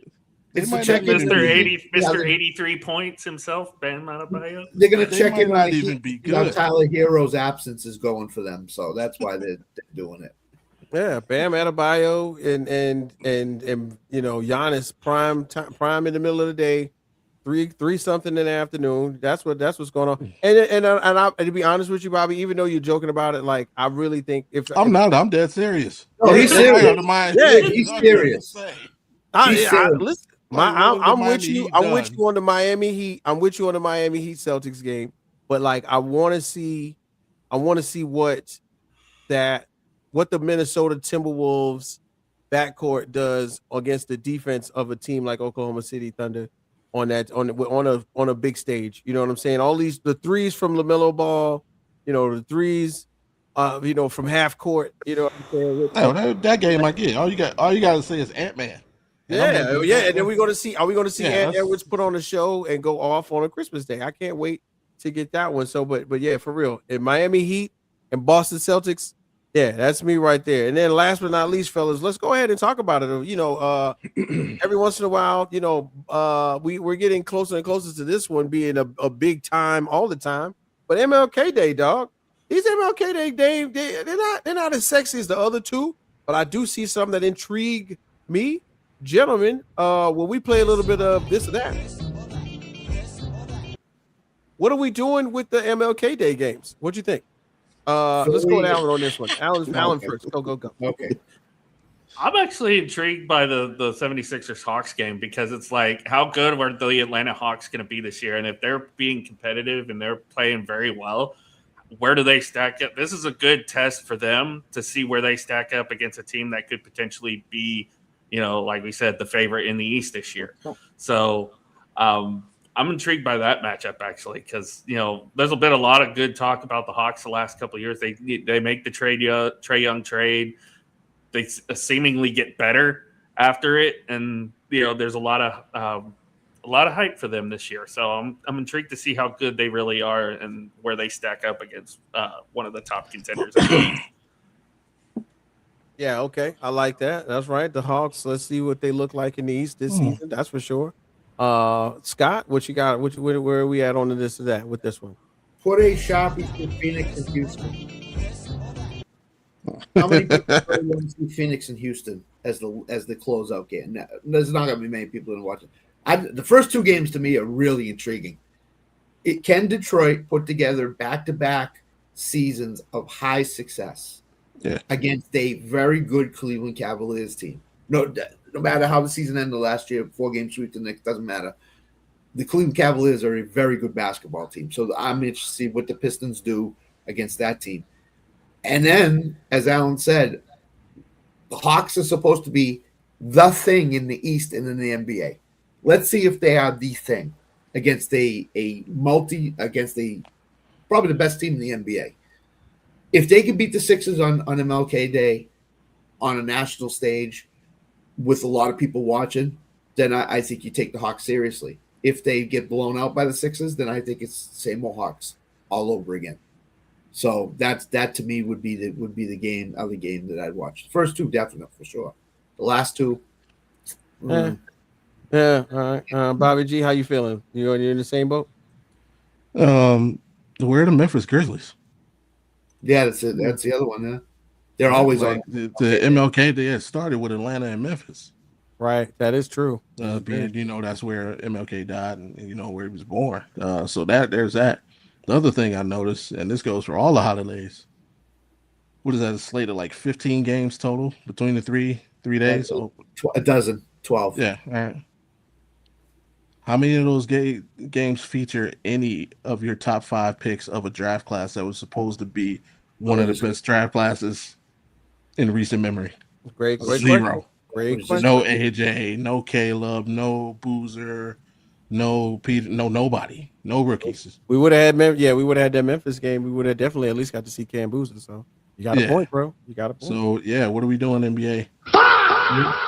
No, just not even Cooper Flag. Not even Cooper Flag.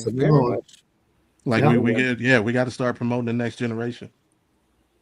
Yeah. The NBA spot for sure. Definitely. But if you had to pick one, Bobby G. It'd be feet. Why? What are we doing? Same thing. And this is probably even worse because Arizona is probably the least progressive state. As a matter of fact, they were the last state to recognize MLK Day as a holiday. So why would you even include that? And we know Kevin Durant not playing either, so I don't even know why we got Houston out there. That should have really been Memphis, Houston. That should have been Memphis, Houston. That last absolutely. Game. The NFL literally had to threaten to take the Super Bowl away from Arizona in order for them to make MLK Day recognize it as a national holiday. for a federal holiday. Yeah. It's crazy. Right. And now they get a game. Well, well, at least we know Arizona's a progressive state now. Now I'm in on the first one. Okay, I like to see what goes on with Cleveland and Detroit. I want to know what's going to happen with James Harden. I personally, it's interesting because right now James Harden is still technically a free agent. He has not signed back with the Cleveland Cavaliers. I want to know what's going to take place with that because they're a totally different team with him than they are without him. And then, of course, the Detroit Pistons, are they going to take another step forward in their evolution as a top 4 Eastern Conference team? This will be one of those games where we get to kind of put this to the litmus test. My game 2 definitely would be the Sixers against the Atlanta Hawks. You want to see if you're good? Huh? You want to see if you're a good young team? Play the GOAT and his homies. That's right. Play LeBron, play Jaylen Brown.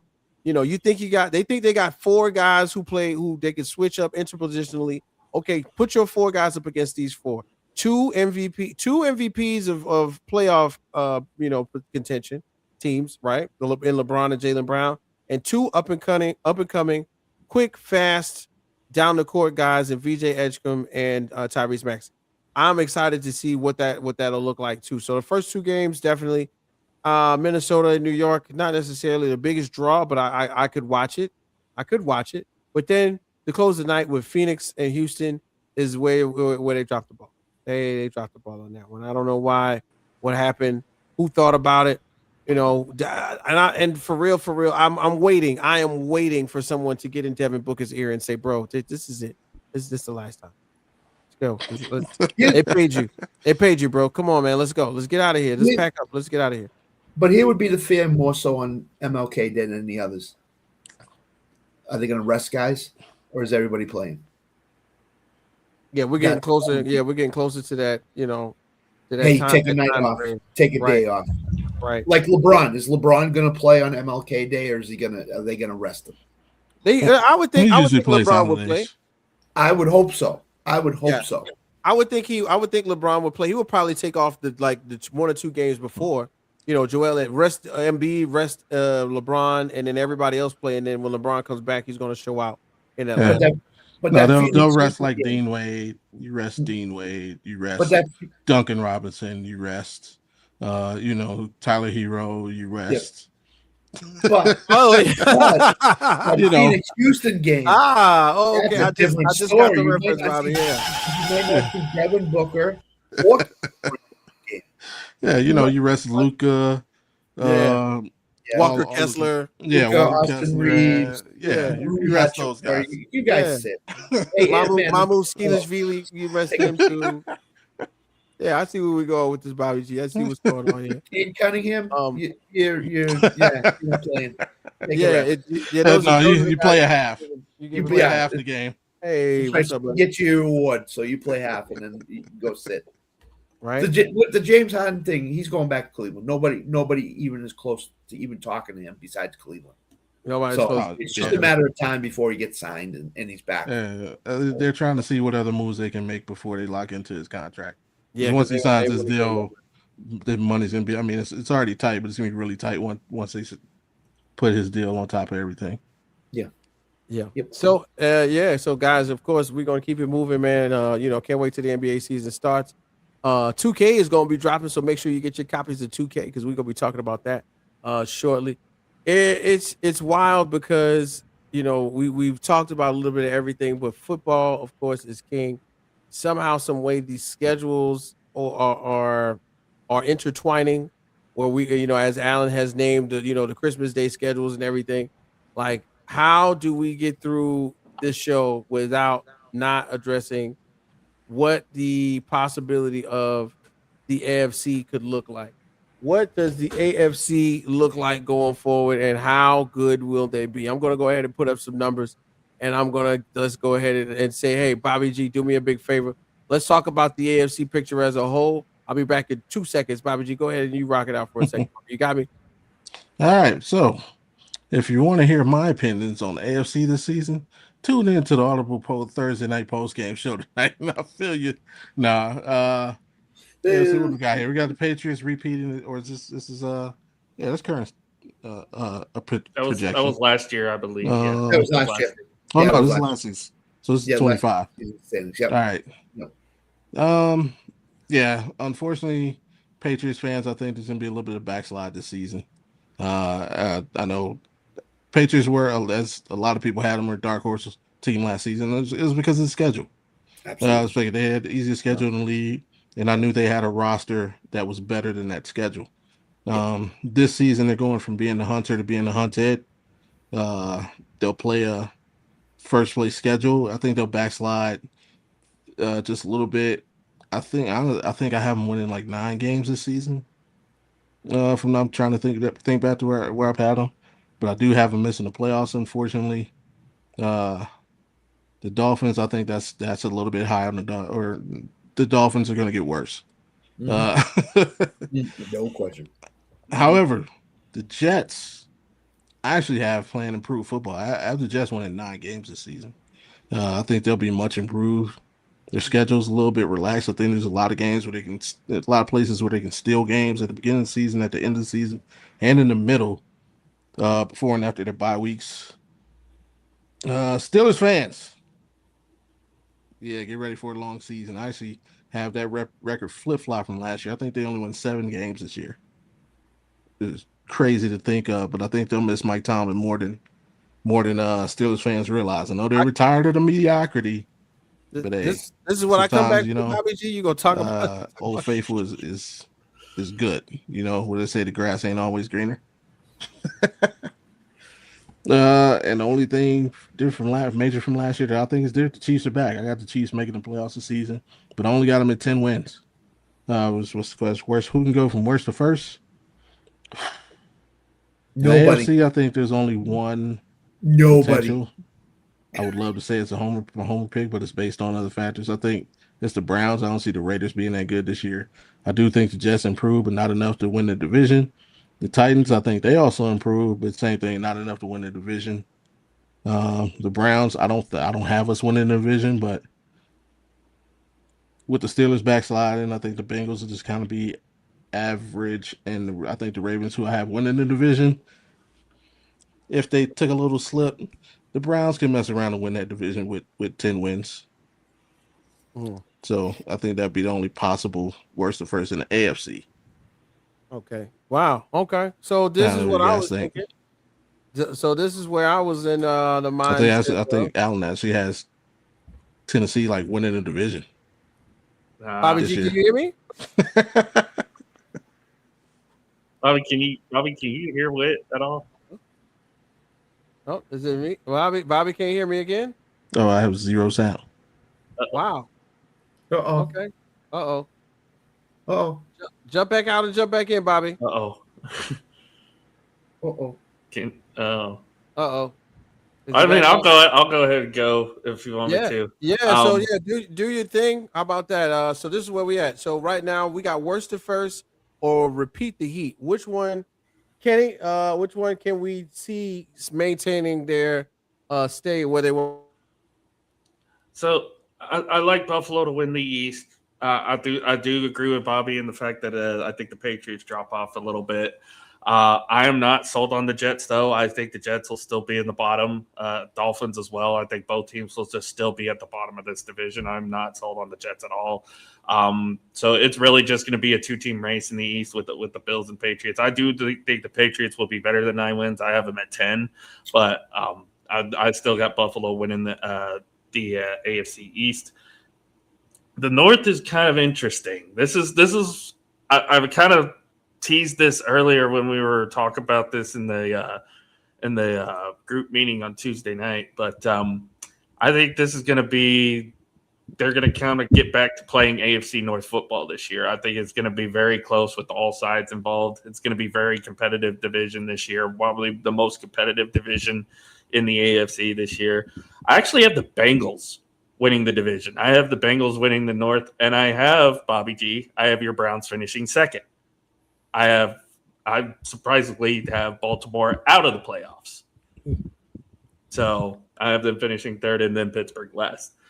AFC South, I don't think the Texans are going to win 12 games. I can see 10, mainly because their defense is top 5 still. The question is going to be, what will CJ Stroud look like this year? If he still continues to have struggles like he did at the end of the year last year, I don't see the Texans winning many games because of their offense. I think their defense is going to keep them in a lot of games, though. Jacksonville, I think, is the only team here that I think can repeat as a division winner. I do like Tennessee to get better, and I think the Colts are going to fall off, even with Daniel Jones at quarterback. So I got them last. As far as the AFC West goes, I want to pick the Chargers, but I'm not a believer in Justin Herbert. I'm not. I don't know what it is. I don't know what. Something is just keeping me from wanting to pick the Chargers and wanting to believe in what Justin Herbert is trying to sell me. I think the Broncos will fall off. I'm not sure how healthy Bo Nix is going to be going into the season. And I like Kansas City to fix things up and win that division. I do think, though, the sleeper, other than Cleveland, I think the sleeper team this year in the AFC is going to be the Raiders. I think the Raiders are going to be very competitive this year. I don't think they'll win a lot of games, but I think they're going to be very competitive. Yeah, competitive is different from winning games, Alan. So I feel you on that one. And I'm going to say this, right? So, the whole question was, who could go from worst to first or repeat the Heat? So in terms of repeating the Heat for me, I got to go none other than to where I am currently. I got to talk about the Jacksonville Jaguars. I really am. I'm in straight up belief of what's going on with Liam Cohen and the Jaguars franchise at this very point in time. I am really interested in what it's going to look like to have Travis Hunter fully concentrate on defense and maybe have a package or two on offense, to see what that type of effect that has on his play if he just is to concentrate on one thing. I'm definitely interested to see in that. And then somehow, some way, if there is a worst to first that I'm interested in seeing Malik Willis and the Dolphins, man. The Dolphins haven't had much to be excited about after they pretty much traded away everything that made them good or made them exciting last year with, of course, the Cheetah and Tua and everybody else that they had in there, including Mike McDaniel, who is now, headlining the Chargers offense. I think that somewhere in there, the reset button will happen when we get the objectivity of Malik Willis in command of that Dolphins offense. And I think they'll still lose games. But I'm saying in terms of how good that they could be, it'll be on his shoulders. Because he looked good in a Green Bay uniform last season. He looked really good. And so I'm excited to see what that looks like. And I'm with Allen on this one. I don't think that the Raiders will be 3-14 like they were last season. I'm looking for them to do like a 7-7, 6-8, something like that. But be in the games. You know what I mean? Like, even though there's still probably going to be a losing record, I'm looking for them to be in the games going down the stretch. Mendoza possibly starting somewhere in the end of this, closer to the end of the season. Maybe not even at all, especially if Kirk Cousins does not get hurt, or he'll see some time on the field, some garbage time where he'll put on a little bit of a display. But for me personally, hey, look, I got to keep it real. Steelers right now, what are we going to look like on offense with Michael Pittman? What is going to happen with, of course, our aging quarterback and his favorite coach after they have kissed and made up? This is interesting right now for the AFC North, as we say, hey, look, the Browns are in last place. The Bengals were right behind them.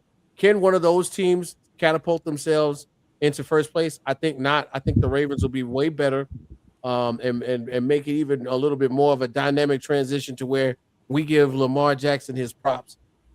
But it's really, really tough right now in the AFC because the West is going to be smoking a lot of their competition. And I'm with Bobby on this one. I think Mahomes will get his legs up under him, literally.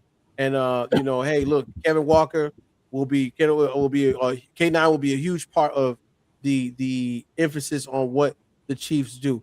But man, am I excited to see what is going to happen with the Broncos as we get Bo Nix back up under there, because for a while, and Scott was one of those guys who was telling me about this, they looked almost, unstoppable when you put their defense and their offense and they had to change moving.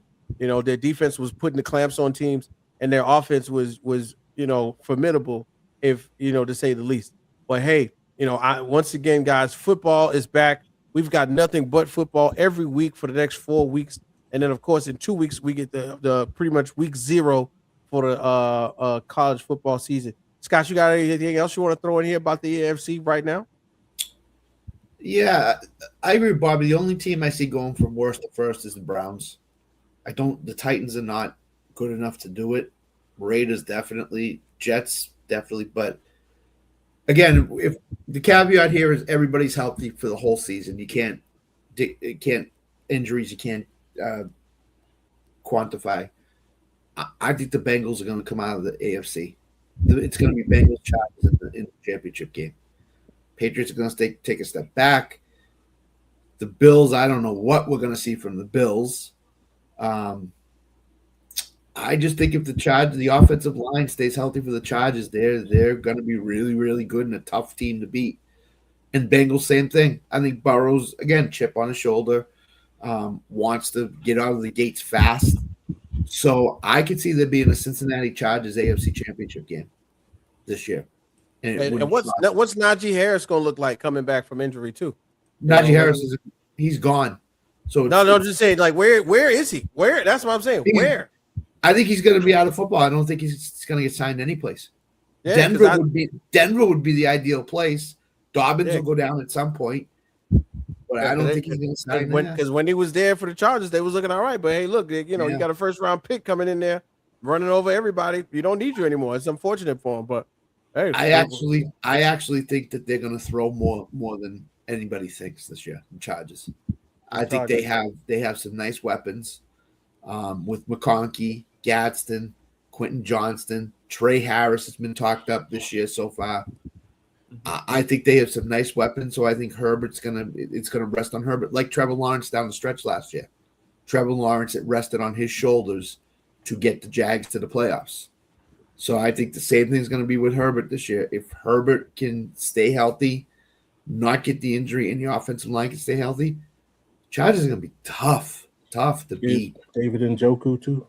They got Njoku. Yeah, they got Njoku. So, and McDaniel's calling the plays. So, and he's a really good offensive mind. So, 100%. Again, Chargers Bengals in the AFC Championship game, I would not be shocked if that happens. Like, on paper, I agree with you, Scott. Like, if the Chargers don't charger this up, they should be the team that comes out of the AFC. Like, right. They have the weapons, they have the coaching now. There should be no excuse for Justin Herbert. 50 to 1 ticket. If they cannot, one, if they can't get to the playoffs, there's a problem. Two, if Justin Herbert cannot win a playoff game, we need to start having the conversation of his pecking order among the top quarterbacks in the NFL. I know he's got a great arm. He's got one of the best arms in there.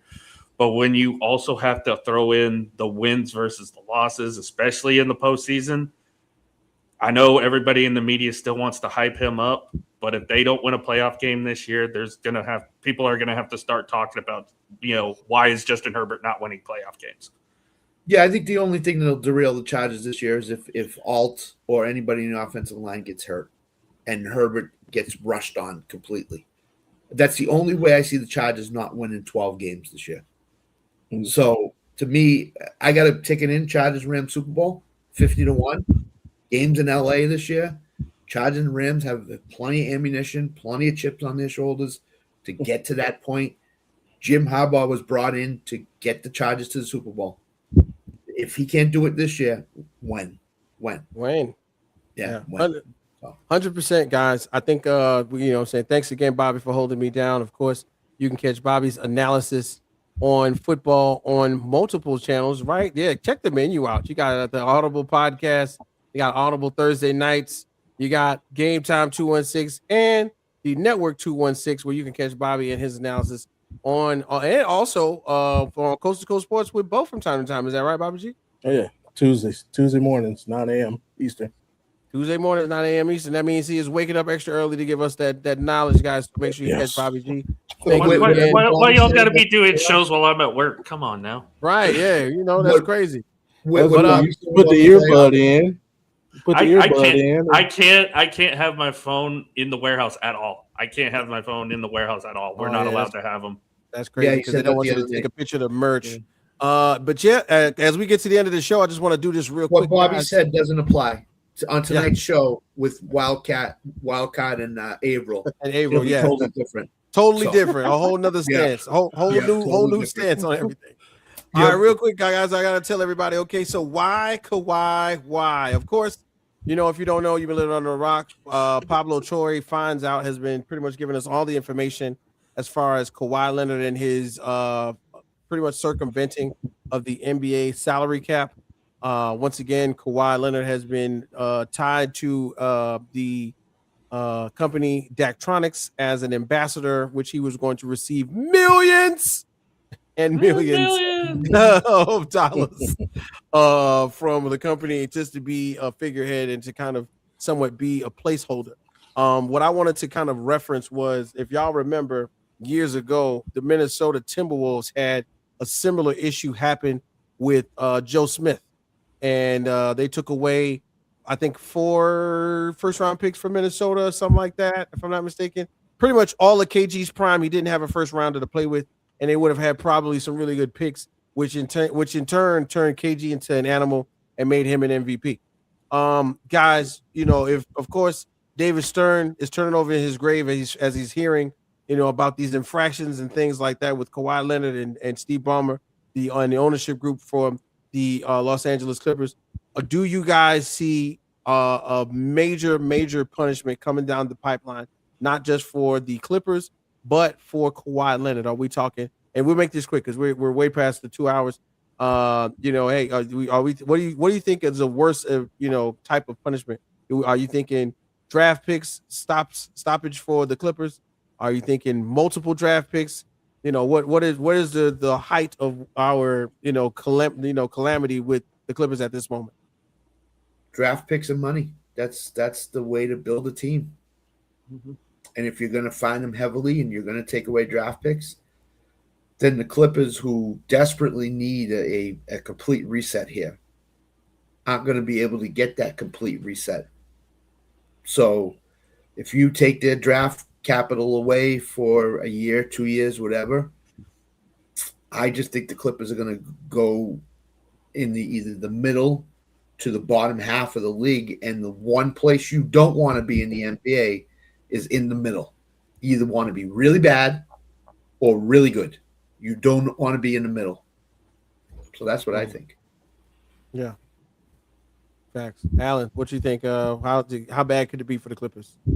I mean, we just saw one LA team get sold off, right? The other one's not far behind. I'll just say that. Wow. Okay. Yeah. And Bobby G, you alluded to that earlier. What's your thoughts on the Clippers and the possibility of what could be happening?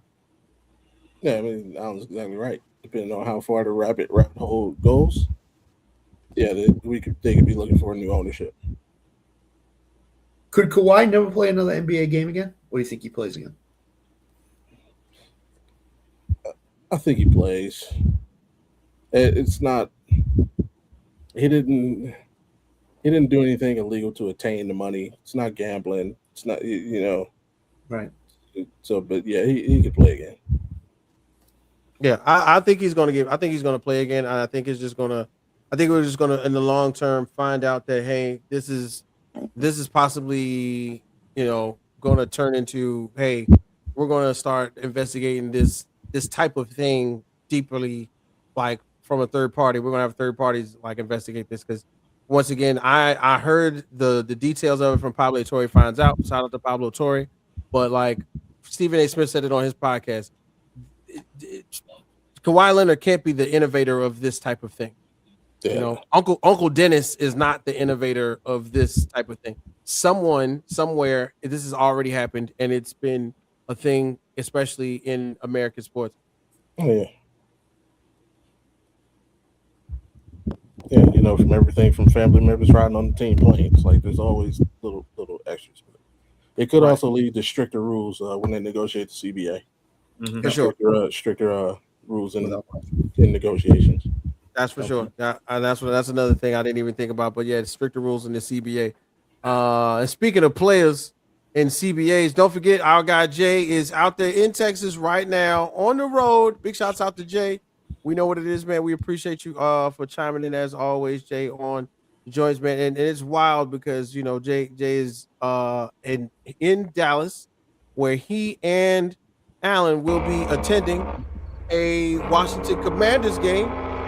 So big shouts out to all the drivers out there. Jay is actually waiting in front of Cowboy Stadium now for the game. So He's a little early, but yeah, he's a little early.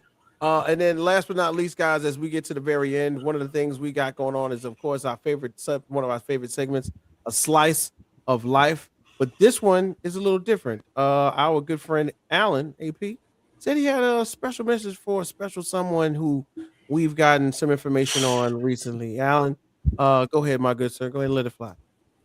So as many of you guys know, Russell Westbrook just announced his retirement from the NBA. And, as somebody who lives in a state who's been heavily affected by, what he's done over the course of his NBA career, I just want to personally say thank you to Russell Westbrook for all that you've done, not just for the Thunder organization, but for the state of Oklahoma as a whole. For those who don't know, Russell Westbrook is a very heavy contributor in the Oklahoma City community. He's done so much for the community of Oklahoma City, for neighboring cities like Moore, Norman. If you remember back in 2013, where we had those really bad F5 tornadoes hit through Moore and Norman. Russell Westbrook was actually one of the first people in there to help assess the damage and give back to the community and help the families that needed help there. And he did that all on crutches too, which was amazing to see.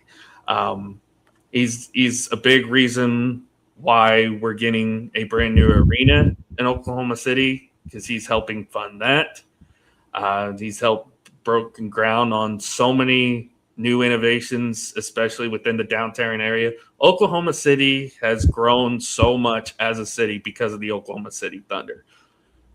And Russell Westbrook has been the biggest reason for that. And then I know people are going to get mad at me for not mentioning Kevin Durant. Yes, Kevin Durant's time when he was here, awesome. He was a big contributor to the city as well. But there is no player that means more to the city of Oklahoma City, that means more to the state of Oklahoma than Russell Westbrook. And he's even said it himself. Yes, he grew up in California, but he always calls Oklahoma City his home because he grew up here. Obviously drafted as a young kid out of college, out of UCLA. The year he gets there, they move from Seattle to Oklahoma City. So he's essentially our first ever draft pick, technically, if you want to think about it. And he's basically embraced the city and became a big part of it. So Oklahoma City would not be where it is right now. We would not have a championship. We would not have the development in the city that we do without Russell Westbrook. So thank you to Russ for that. Wow. Spirited Alan, thank you for dropping the knowledge for us. Real quick, guys, of course, I want to do something fun before we get up out of here. We did something on In the Hoop a long time ago. We did which Russell Westbrook is the real Russell Westbrook? Which Russell is your favorite Russell? Of course, we got a chance to discuss that in depth. Real quick, guys, Bobby G, which Russell Westbrook is your favorite Russell Westbrook, bro? Could be OKC Westbrook. He was always my favorite player to watch. He's just I love effort, and once that ball went up in the air, he was 0 to 100 real quick, and it was 0 to it was on 100 until the game was over. So. Right, Uncle Scott. Yeah, it's got to be the Oklahoma City Thunder, Westbrook, simply because I think he was the glue that kept that team together in a lot of spurts and a lot of times. So I think he was underappreciated player back then, and I think he was still underappreciated throughout his whole career. So the beginning of his career was the best Russell Westbrook for me to watch. Definitely. And I'm with you guys. I feel like nothing like that 2-sleeve Russell Westbrook. When Russell Westbrook got 2 elbow sleeves in Oklahoma City Thunder, and that was a dangerous time. And I know everybody's gonna go, oh well, they set him up for rebounds and blah blah blah. And we watched Serge Ibaka and Steven Adams box everybody else who can get the rebound. Hey man, that's called teamwork, bro. You know what I'm saying? I know my boy about to get this triple double, man. Guess what? When he get that bonus, he taking us all to Sizzler. Okay, and that's how it happened. When he get that MVP bonus, he gonna buy me a watch. Okay, he already told me that. Literally, when he went, I think he said what it was said when he went to Washington on like a player deal, like a minimum contract. He still bought like half the team gifts and stuff like that. That's just kind of the person he was. Yeah, and I heard a funny, and I'm gonna end it with this. I heard a funny story from Bones Highland. Bones Highland said when they were out there, in Denver, and of course, a lot of the controversial thing was, hey, he's changing, he's aging, he's not shooting threes. We shoot threes in Denver, blah blah blah. And they started, giving him a little more bench time or time on the bench. Russell Westbrook came to the stadium at home after a long road trip and said, "Man, I got to tell them boys." He told Bones, he said, "I got to show them who I am." And then he showed up, as they started doing in the NBA, the entrance into the stadium where the guys are showing off what they're wearing.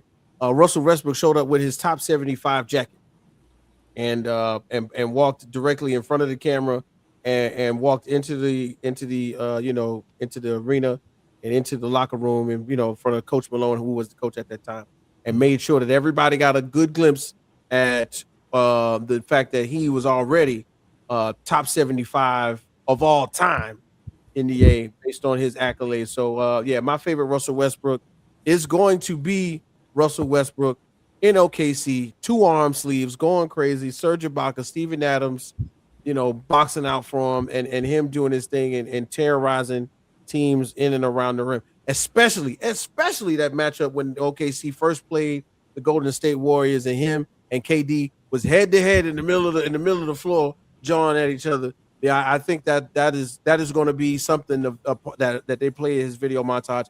One of the best montages I've ever seen has to be. Please go check it out. Michael B. Jordan curating the museum, which you would consider is Russell Westbrook's career, and saying that the end is not done yet. The second half of the story isn't done. So big shouts out to Russell Westbrook and his career once again. Greatest live event I ever said. Sorry to cut you off, but I apologize. Greatest live event I ever went to was the night Russell Westbrook broke the triple-double record. Because what people forget is that OKC was down 30 in that game to Denver, and they came back and Russ hit the game-winning shot to win the game. Yeah. So not only did he break the triple-double record, that was one of the biggest comebacks in OKC history, and they won that game at the end. So it was one of the most phenomenal nights ever. So, that's the biggest plaque on, other than the that's what solidified his MVP in 2017 was that comeback win. Here. And if there was ever an NBA player who should have a podcast, it's Russell Westbrook. I would watch every day. I don't care what I was doing. Whatever I was doing, I would stop what I was doing and watch that podcast. Yeah, definitely. I will say there is plans that when the new arena gets built, that there will be a statue of Russell Westbrook out front. Yeah, no question about that. No question. All right, guys. We need a Russell Westbrook podcast. Just think of wow, no. Yeah, Draymond and Westbrook at the same time. Nah, that's too much. That's too much angst on one monitor. Too much angst on one monitor. Guys, I think we did it. We had a great show today. One time for everybody who checked in. One time for my guy from Trailer Hustle. Oh my God! Once again, if you want to know how to transport things on a trailer and make money, especially in the state of Florida, man, get out my guy Trailer Hustle. Big shouts out to my guy Robbie from Peanut Paradise out there on Blandon with the bombs doing his thing. And again, Unique Trends and Styles, 266 Blandon Boulevard. and the laundry detergent plug. We appreciate you as well. Man, I'm telling you, we had a great show. Can't wait to see UFC 330 over the weekend. And guys, we did it. You know what I'm saying? So we need to be like Quentin Williams, man. We need a little bit more. More money, more money, more money. And then we're going to get up out of the dumb man piece. It was a great show. We'll see you.